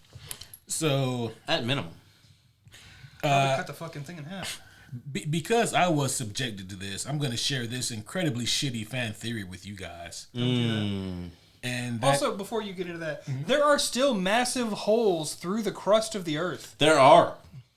That Earth is fucked. Yeah, like all the way down. Go ahead. I'm sure the Fantastic Four will fix it. I'm sure Reed will come up with some way to fix it. So yeah, the awful fan theory that I've heard is that this part is technically a stronger theory, and that is that Galactus is a Nexus being in the MCU, meaning that there is one Galactus that is for the entirety of the multiverse. So this Galactus, well, not only does there need to be a Galactus in every Marvel universe, but apparently, in this case, maybe there is just like the one Galactus. Okay. Like the Watcher, like there's one Galactus, one Watcher. So like a Tarask? OG Tarask? Sure. There was Did only the one. OG You cannot Tarask kill it. You had exist to in all whisk it. the planes at once? Yeah. Wow. Well, not at once. There was one of them, and the only way to get rid of it was to wish it away. You could not kill it. You just had to make it not near you. That's fucked. Yeah. Yeah. So the theory that I heard is that the reason why they chose Shala Ball as Silver Surfer is because the only Herald, which was Norrin Rad, the Silver Surfer, died in this movie. And therefore, as retribution, Galactus went back and got the wife. Oh, I think you've told me this one. I may have. Now that's an interesting take. I don't hate that. That'd be kind of cool. Yeah, I guess like... But then you have to explain to me, okay, now what exactly did this surfer do that repelled Galactus that hard that apparently he went to another goddamn universe? Unless you say some bullshit like that wasn't actually Galactus, it was just like some of his energy. I mean, yeah, because like we have. It was for his one, space they bubble. never say his name. Yeah. Two, you never see his face. Okay. And three, he's a giant space butthole. Fucking. It was part of the process of priming it. Sure. Like comic nerds knew what they were implying with this giant space butthole, but they never said it was Galactus. I really actually hope that RDJ's Doom just deletes this universe somehow pretty quickly early on actually, in the movie. Well, a theory that I what do was the think... next one? That kind of ties into like a theory that I think and hope is true, and that is there is an iteration of the Fantastic Four comics, the ones that I actually have. They have a storyline in there that is centered around Reed, and it's basically Reed creates this machine called the Bridge that allows him to see kind of like in a virtual reality universes that have done other things, and allows him to ask questions that give him specific outcomes. Like, for example, he'll ask the Bridge, how many universes out there have had a civil war? And it'll say 634. How many of those 634 universes was there an Illuminati? 615. Oh well, shit. The Illuminati might not be a good thing. In how many of these universes did I explain Black Bolt's powers to Wanda Maximoff right before she killed him? It's like 1. Oh shit! Maybe I shouldn't do that. But essentially, like, the purpose of this is he's trying to figure out why so much bad shit has been happening and how can he prevent it. This leads him to the realization that he ain't the only Reed Richards that started this. And so he uses the bridge to reach out, and he finds there is a council of Reeds. like the Ricks. I know. Yes. 1, I am not shocked. 2, fucking hell. Yes. This does actually predate the Council of Ricks.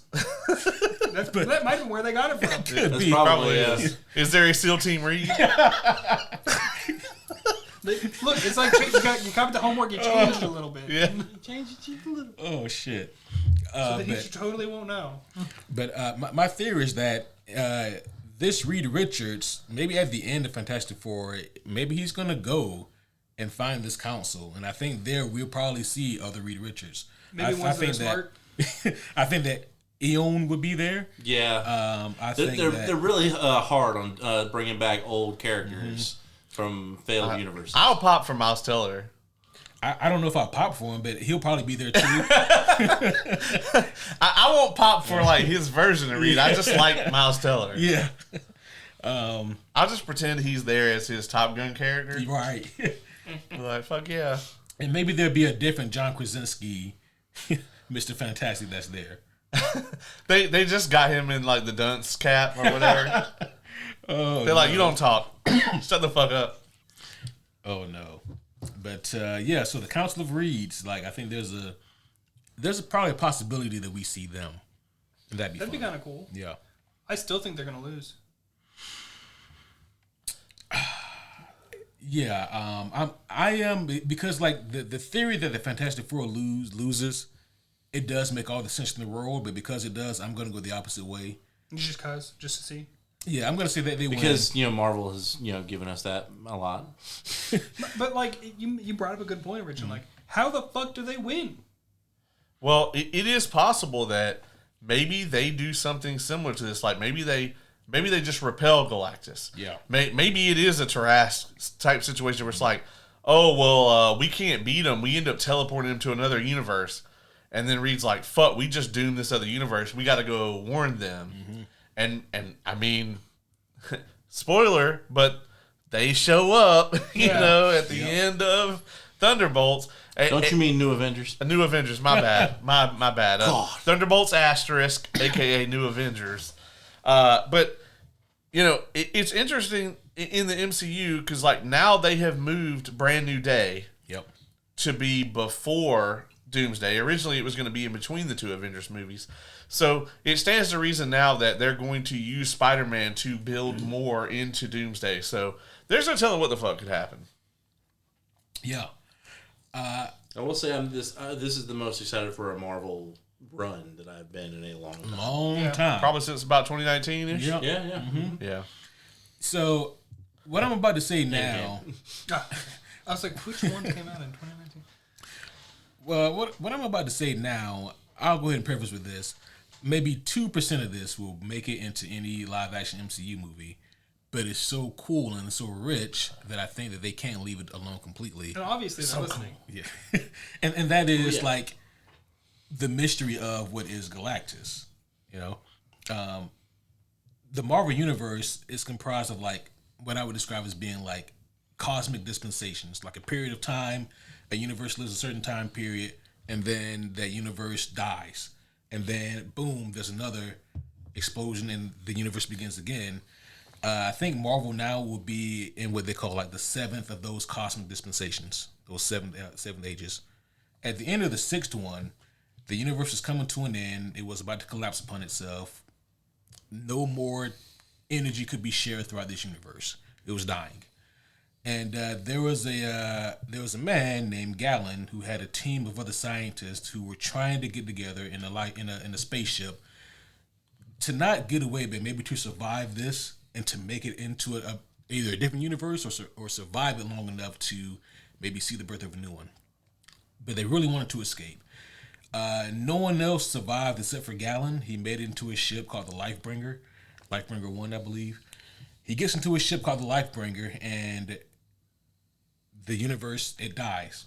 But when it dies, the 7th cosmic dispensation begins, and that spaceship almost becomes like a cocoon. And Gallon begins to gestate, and he is in the process of becoming what is Galactus. Oh, shit. Now, there's a long period of time between the death of a universe and the birth or the rebirth of that universe into another age. And when there's just complete darkness, fun fact, that is where Noel comes from, the symbiote god. He's the god of darkness. Okay. The Celestials are born. Boom, there's light. He has his enemies now. But then time passes, and eventually from that cocoon emerges the being known as Galactus. My personal theory about Galactus has always been that the reason he is such a cosmic necessity is because the subconscious of the man named Gallon remembers that the universe he came from died, and he couldn't prevent it, and he also really couldn't escape it. And the cosmic consciousness of the universe was imbued upon him, basically telling him that, look, you need to be the thing that prolongs this universe. You have to stop. It's terrible to say, but you have to stop these civilizations from growing or from progressing to a point where the universe will meet an untimely end. It's going to end before it, maybe even before it should, or before it has an opportunity to really be what it could be. It's all about cycles. It's all about cycles, and so. Isn't that also what fuck, I'm blanking on his name now too. Mr. Fantastic. No, the Sinister. Snap. Oh, Thanos. Thanos, thank you. Isn't that kind of what he was doing too? Well, Thanos wanted to bring a balance to the universe and in a different kind of aspect though. Whereas Galactus, he's just acting on his nature. Yeah. I just meant like the end goal is sort of the same. Well, stop resources from being used up. I mean, in the comics though, Thanos was just trying to fuck Death. Well, that's not true. What the fuck? He was trying to fuck Death. He was trying to fuck Death. He wasn't just trying to fuck Death. He was trying to fuck Death because they shared the same ideals. Which, we later found out that Aubrey Plaza was Death, and we were like, well, okay,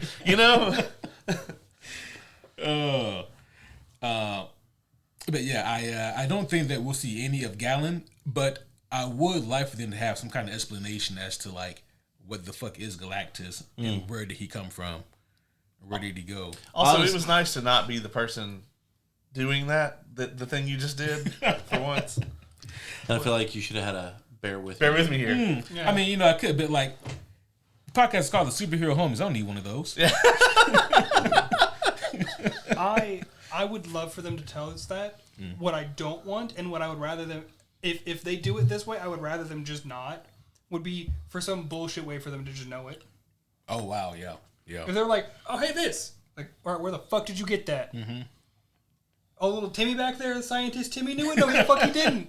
Honestly, if they do go that route, they're probably going to do it in some sort of flashback during one of the major Avengers movies, kind of like what they did with Thanos. I would be fine with that because no one would know who it was until, until like the only one who might would be the Silver Surfer. Mm-hmm. And like, even then, like, he's just Galactus's bitch. Yeah. I mean, I would love a scenario where we see that as the opening to Secret Wars, like that whole time lapse or whatever, right. And then like like they spend all of Secret Wars on the War World, and at the end, like Galactus shows up and fucking deletes Doom like directly. Oh shit! It's just like fuck you, dog, and like that's how like the new universe is born or whatever. That would be amazing. That would be cool. I swear to you guys, if I just spoiled the movie for you, I have no idea. I don't know. I'm just saying it would be dope as hell. Don't you be lying. We know you in that Marvel writing room. As long as, if I was in the Marvel writing room, we wouldn't have got half of this shit. You just got hired. No. As long as they do that fucking Deadpool and Thor scene, I'm good. That's all I care about. I do want that scene. I do want it. They hyped it up too much. Ace? How you doing over there, Ace? How do you feel about this? It needs to happen. I feel like this podcast has run its course.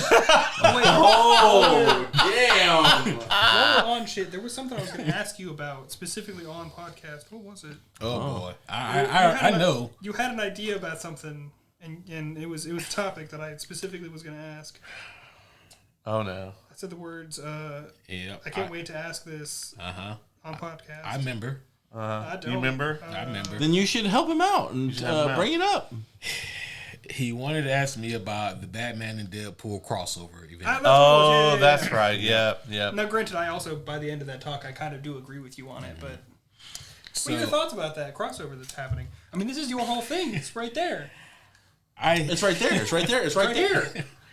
I have It's right there. slightly more intrigue about this than I did previously. Okay. And two reasons. One, the artist is Greg Capullo. He's a fantastic artist. I love his artwork. He drew Court of Owls, maybe one of the most popular things he's done. Yeah. You've brought that up a few times. Oh, there you have it. But also, and I did not know this, the writer Court of Owls. I didn't know. I don't know if you brought up like the artist for it. You just. Oh, yeah. You do bring up Court of Owls. But the writer for this crossover is apparently going to be Grant Morrison. Oh. Yeah. The 50-50 shot. Yeah. So, Yeah. Love that person. yeah, right? Epic. He's pretty much credited with Damien's creation, right? Yeah. Actually, Oh, wow, yeah. okay. He created Damien. That little He's shit written quite a bit for Batman. Okay, cool. He's written quite a bit. It's interesting that you like him a lot. Who? Grant Morrison? Yeah. If he does a whole bunch of Batman, you really like him. Yeah, it's weird, huh? Yeah. Who would think? Didn't he also do All-Star Superman, though? He did All-Star Superman as well. Dope as hell. Yep. Yeah, he has done a lot. Doom Patrol, Animal Man. I have most of the shit that he's done, actually. But, I mean... Fucking nerd. Yeah, tell me again about your super obscure anime, sir. Ghost Stories? Sure. The one that has the world's worst accepted dub ever, and we're gonna make you guys watch. We don't have to do that. I'm gonna make you guys. It doesn't have to be on the podcast, but I'm gonna make you guys watch this. Hold them to it, like all two people that know about that shit. I suppose we should score this movie, huh? Oh fuck, we should. Yeah. Who would like to go first? I'll go first. I was gonna say I went first on the last one, so To preface my score, what did I score the second crossover movie of Ruby and Justice League? But I'm not saying that fucking name. You gave that like a 2. yeah. Okay, what did I give the first one? Was that a 3? No, I think you gave the first one was it like a 5? I don't think it was a 5. Wasn't that high? Okay. I don't remember exactly, but this movie lands squarely between those two. Wow. It's the reason I made sure not to score it the same as the second one, because the second one made me angry. He's referring to Justice League X Ruby Heroes and Huntsmen's Part 2 specifically. Yeah. I brought up Part 1 as well, but Part 2 is specific. I will just made say me it's mad. really ridiculous to say that name every time. It is. That's not even the longest anime name that I know. I'm sure of it. I've got like 2 right and ready. Anyway, it's not because this one made me mad or anything, which granted it made me a little frustrated, but like I was really upset with that one. It's just boring and forgettable, this movie. So I'm gonna give it like a 3. It's a nut. What do you say? Nothing burger? It's a nothing burger. Nothing burger, yeah. I guess I will go next. So we're gonna just reverse it. Hell yeah. Yeah, we'll just reverse it, yeah. So my whole thing with this movie is it's got 2 pros for me. 2 pros. One, Andre Bauman. I know he had very little screen time, and honestly, his character was kind of meh. But he did say one of the most hilarious lines in the entire movie. What is wrong with you people? And then, of course, I do think that the Silver Surfer was dope. Like, the portrayal of the Silver Surfer. Even though, yes, it's not as comic accurate, but he was competent. He was still fucking cool. And he ultimately is the hero of this movie. Mm-hmm. Yeah. So, with those things being said, I will give this a 4.5. I want to thank you guys because I can't imagine sitting through this movie again. At least this was the first time I had seen it. Don't worry. Give it like 2 years. You'll forget most of it. I've forgotten most of it now. See? It's not that bad. I really love the part of the end where like Silver Surfer flies off and then like Denzel Washington shows up and he's like, "This ain't no after school special," and then they're like, "Actually, Mr. Washington, it is," and he's like, "Oh, well, we'll just let this play out then." And then he flies up and implodes like the Galactus fart cloud or whatever. Look, this movie doesn't do anything special. It doesn't do anything especially good or bad. It's so incredibly mid. And then Sue is awful. But does it do anything fantastic? Oh boy. And by definition, I guess so. They didn't say fantastic a bunch in this one or four. I deserve that. So loud. Yeah, I mean, not nearly as loud as it is in the theater every time you play the trailer or whatever. It's at least not right next to my ears. But like with all things, we're gonna fix it with Pedro Pascal. So, as he escorts a magical child, Oh no. to where they need to go. Is the child Galactus? No, it's Franklin Richards. Oh. You're not far off. Like he is said to be the next Galactus. Yeah, Fun That's fact. terrible. yeah. Yep. Franklin Richards is OP. They're gonna have to nerf the shit out of him. I mean, like an Ultron nerf. Oh, shit. Yeah. But yeah, I mean, one of my pros for this movie is it doesn't overstay its welcome. It gets in and does the thing and gets the fuck out. Yeah. Honestly, I would love it if they could flip the random military guy and Sue Storm's screen time. That actually be great. Yes. And I don't know. Once again, we don't know how much of this is like Jessica Alba's complete inability to act, and like how much of it is just like the writing and direction. I will say both of them contributed in some way. Or it could also be the like emotions got in the way, because we did talk about how like her and Evans didn't get along on set, so there could have been some tension that also affected her acting. So That's true. Just look at how few screen or how many scenes they had together. right. So yeah. Well, another thing is, and correct me if I'm wrong thinking this way, if that is the case, that also just means she's a bad actor. That's true. Yeah, that that's is true. Yeah. But a few years later, we get ScarJo, who is both hot and can act. So, problem solved, folks. True. And actually has an actual character with like an arc. Yeah. Oh, shit. Yeah, an arc. I don't know why this is McDonald's one, because an arc would actually That's be the arches. arches. Yeah. So I just had to do it one more time, just for posterity. But yeah, I'm gonna give this one a 4.8. It's like you want to call it mid, and then it's just like it's just a little bit lower than that. So under mid. Mid-rare. Mid-rare. No, because that sounds delicious. It does. It's medium It mid. depends on what you're talking about. Chicken? No. Oh. Yes. I was underwhelmed. I was just underwhelmed. I was whelmed, and then it just took it a notch lower. Yeah, I think it's Tim Story is either the writer or the director for both of these Fantastic Four movies. Both of them. Both of them. Both of them. And both times he fails to do anything that is extraordinary. Like he's not trying to recreate the wheel with either of these movies. No, he's not. He's just trying to break even on the budget. Did he? Good question. This movie cost $130 million to make and made around $310 million at the box office. Oh wow. Well, So he succeeded. Also, we didn't know any better yet. you saw the first movie. But we didn't have much better back then. Yeah. That's what I'm saying. Yeah. Yeah, we had Begins, and other than that, it was LOL. It was spotty. And we had X2. Yeah, I would say I like X1 still to this day. X1, X2, Spidey 1, Spidey 2, and Blade 1, Blade 2. I don't know about Spidey 2. But I'm a little judged on that. I love how it was just kind of But like everything else was just Ghost Rider, Daredevil, Elektra, you know, the Thomas Jane Punisher.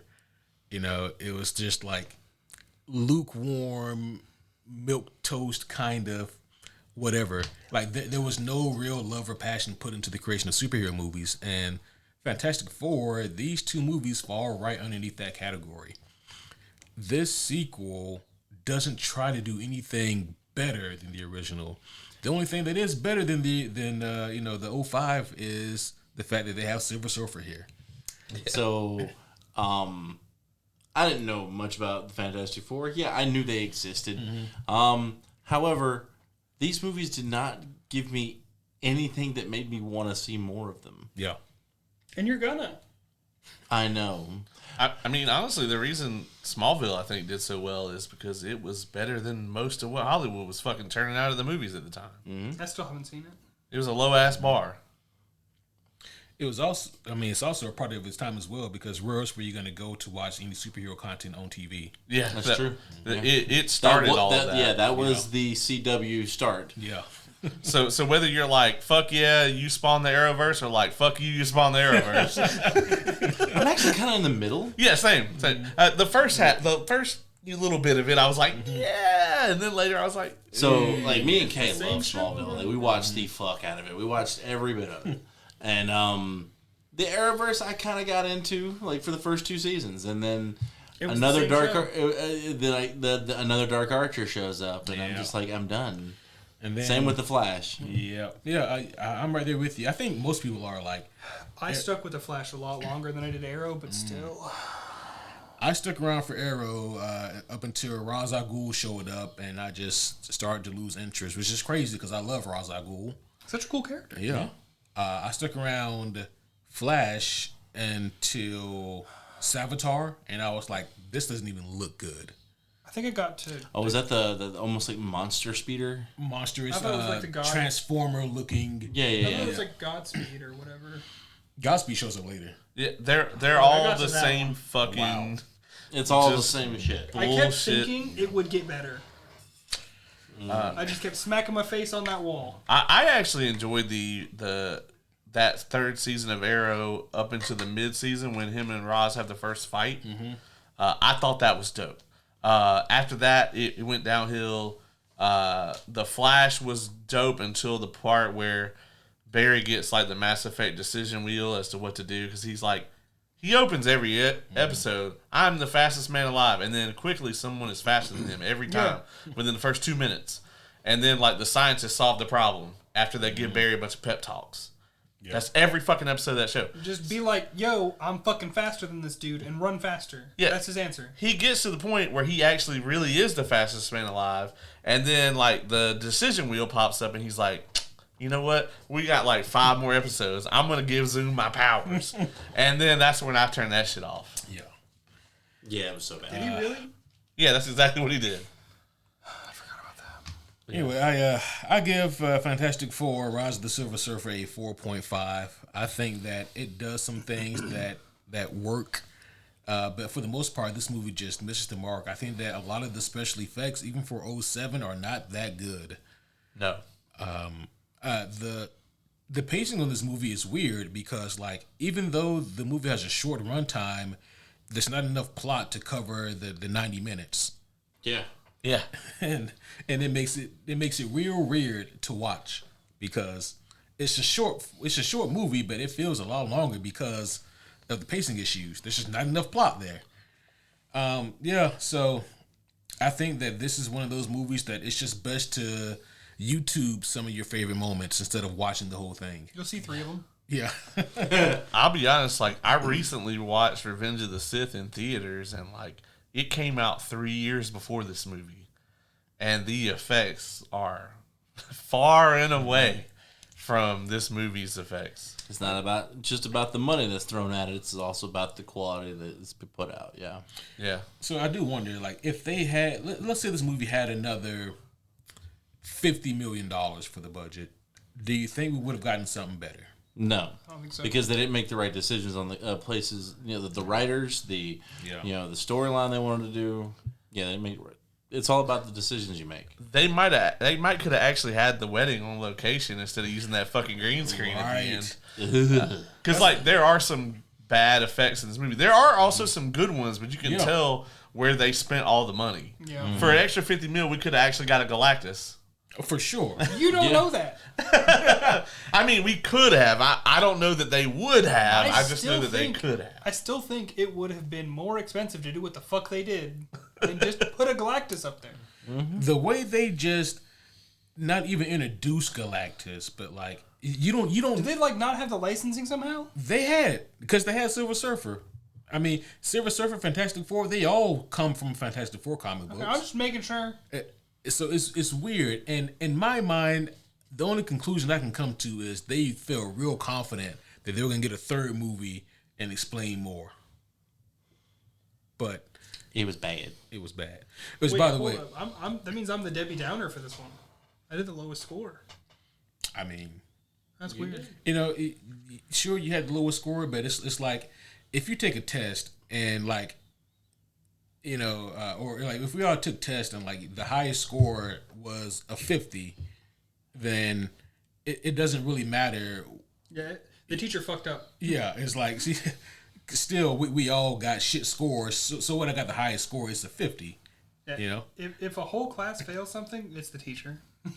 For sure. What's crazy is like it still took Fox another 7 years after this movie to be like, you know what? We should just sell this shit. Like, we don't know what we're doing. This made them money. That's true. Yeah. I mean, shit. The Sony fucking bullshit movies have made money. Some of them, like the Venom movies, have made. Yeah, the Venom movies have made money. Still haven't seen the third one. It's okay. It's the best of the three, but I haven't seen the last two. I watched the first one and walked away. That's probably for the best. Yeah, the third one is the best one, but like. I mean, that bar is in hell. Yeah. And I guess one more last fact, guys. You know, I know that you guys are there curious. Well, how should the Fantastic Four have stopped Galactus? The ultimate nullifier. It's a thing that Reed gets a hold of and or kind of puts together or creates. And it is exactly what it implies. It ultimately nullifies. Doesn't defeat Galactus, but is able to repel him. But it takes an incredible mind and incredible will to use it. Reed uses it. Not the Reed that we have in this movie. No, not a single Reed. Actually, maybe the original Reed. You think so? That dude was a sociopath. He probably could have done it. I mean, he might have been able to. Yeah. What if like the Council of Reeds, like they fused together into like the ultimate Reed Richards? Oh no! And then they use the ultimate nullifier. Oh, it's just a baseball bat. One more theory to put out there, and then we'll wrap up here. This is the least likely to happen, but it's also, in my opinion, the coolest. Saying the word ultimate reminded me of this. Okay. But, you know, there's a line of comic books called Ultimate Marvel Comics. Mm-hmm. And, you know, just an alternate universe, a more modern take of, like, the classic superheroes and stories.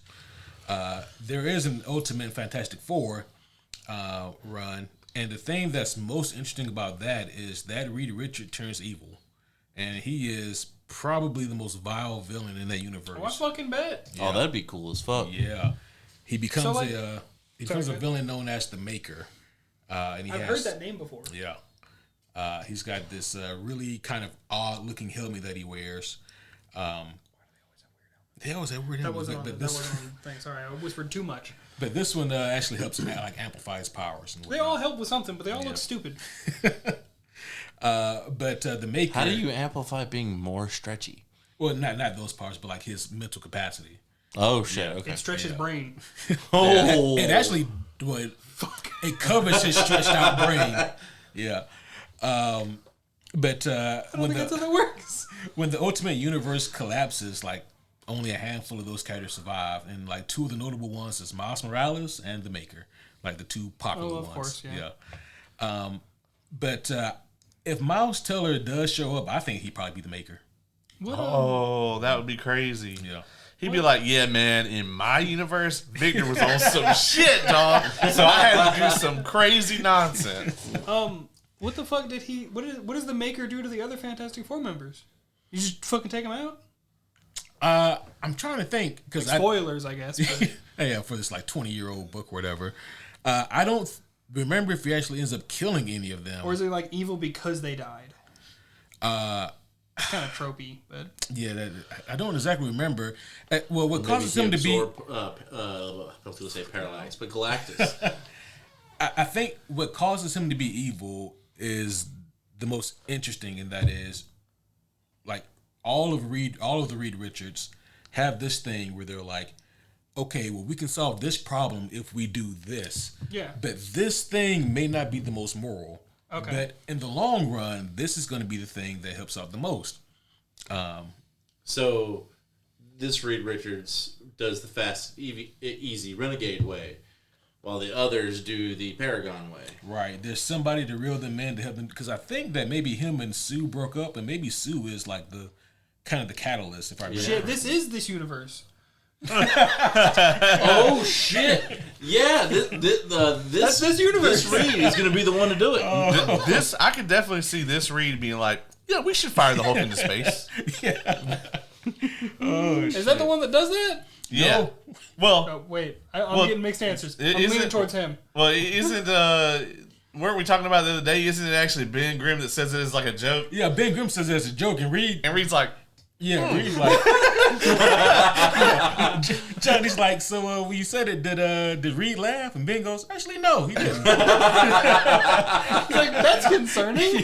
Just a wee bit. It's like, actually, we could do that. We could just shoot that motherfucker into space. How do they manage to shoot the motherfucker into space? They actually worked with Nick Fury on that, and okay. and they convinced him that, hey, look, there's this attack on this space station, which there kind of was that they staged.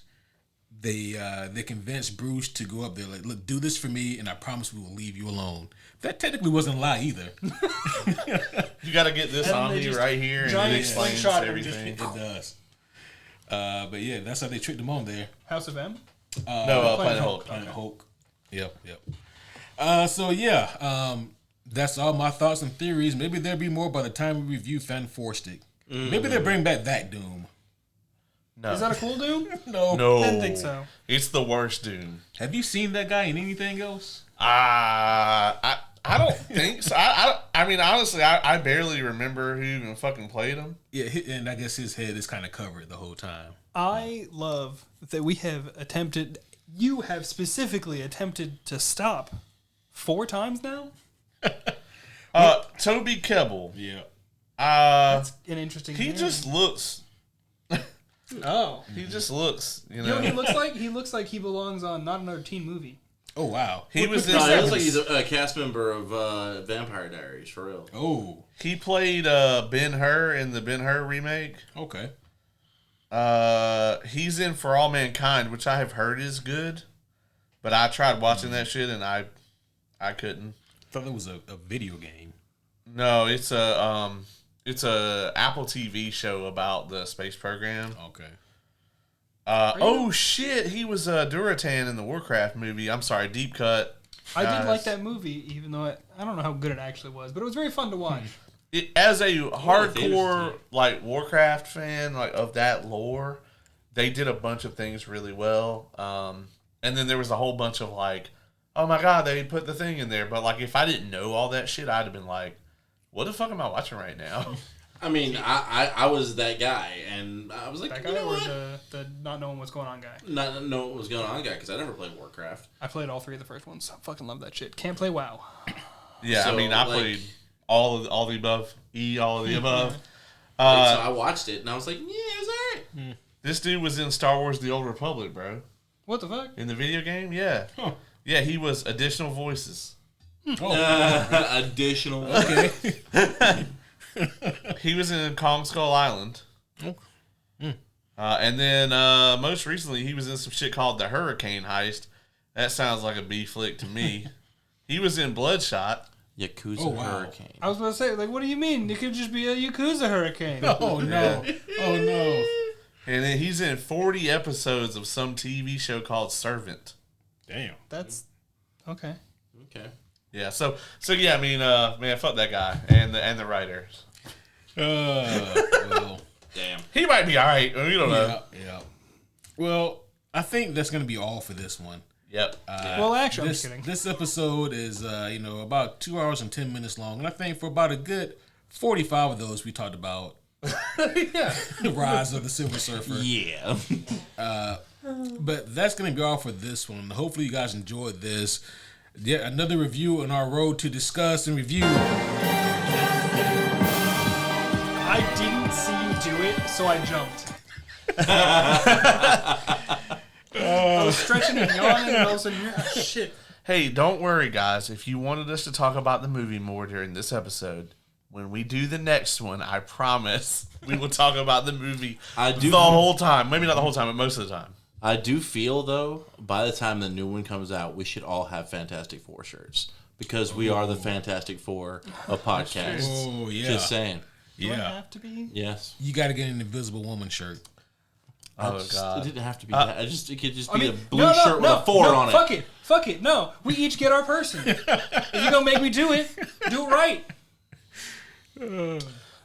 Yeah, I mean, the problem with that is we definitely could not put that on the merch shop. Well, no. He just, No, I'm just talking about just to motherfucking wear suit. on the show. Yeah, That's yeah. all I'm talking about. Yeah. and to the movie. We can make some off-brand, definitely not Fantastic Four. Because I was just thinking, With a it would be dope to make like a superhero homies, like the Fantastic Four tour, you know, with all the movies on it. But I was like, we would get sued into oblivion. Yeah, it'd be So like, fast. you'd be Waterman, you know. And, Yeah. The exact opposite. Yeah. No, not Mr. Attention. Mr.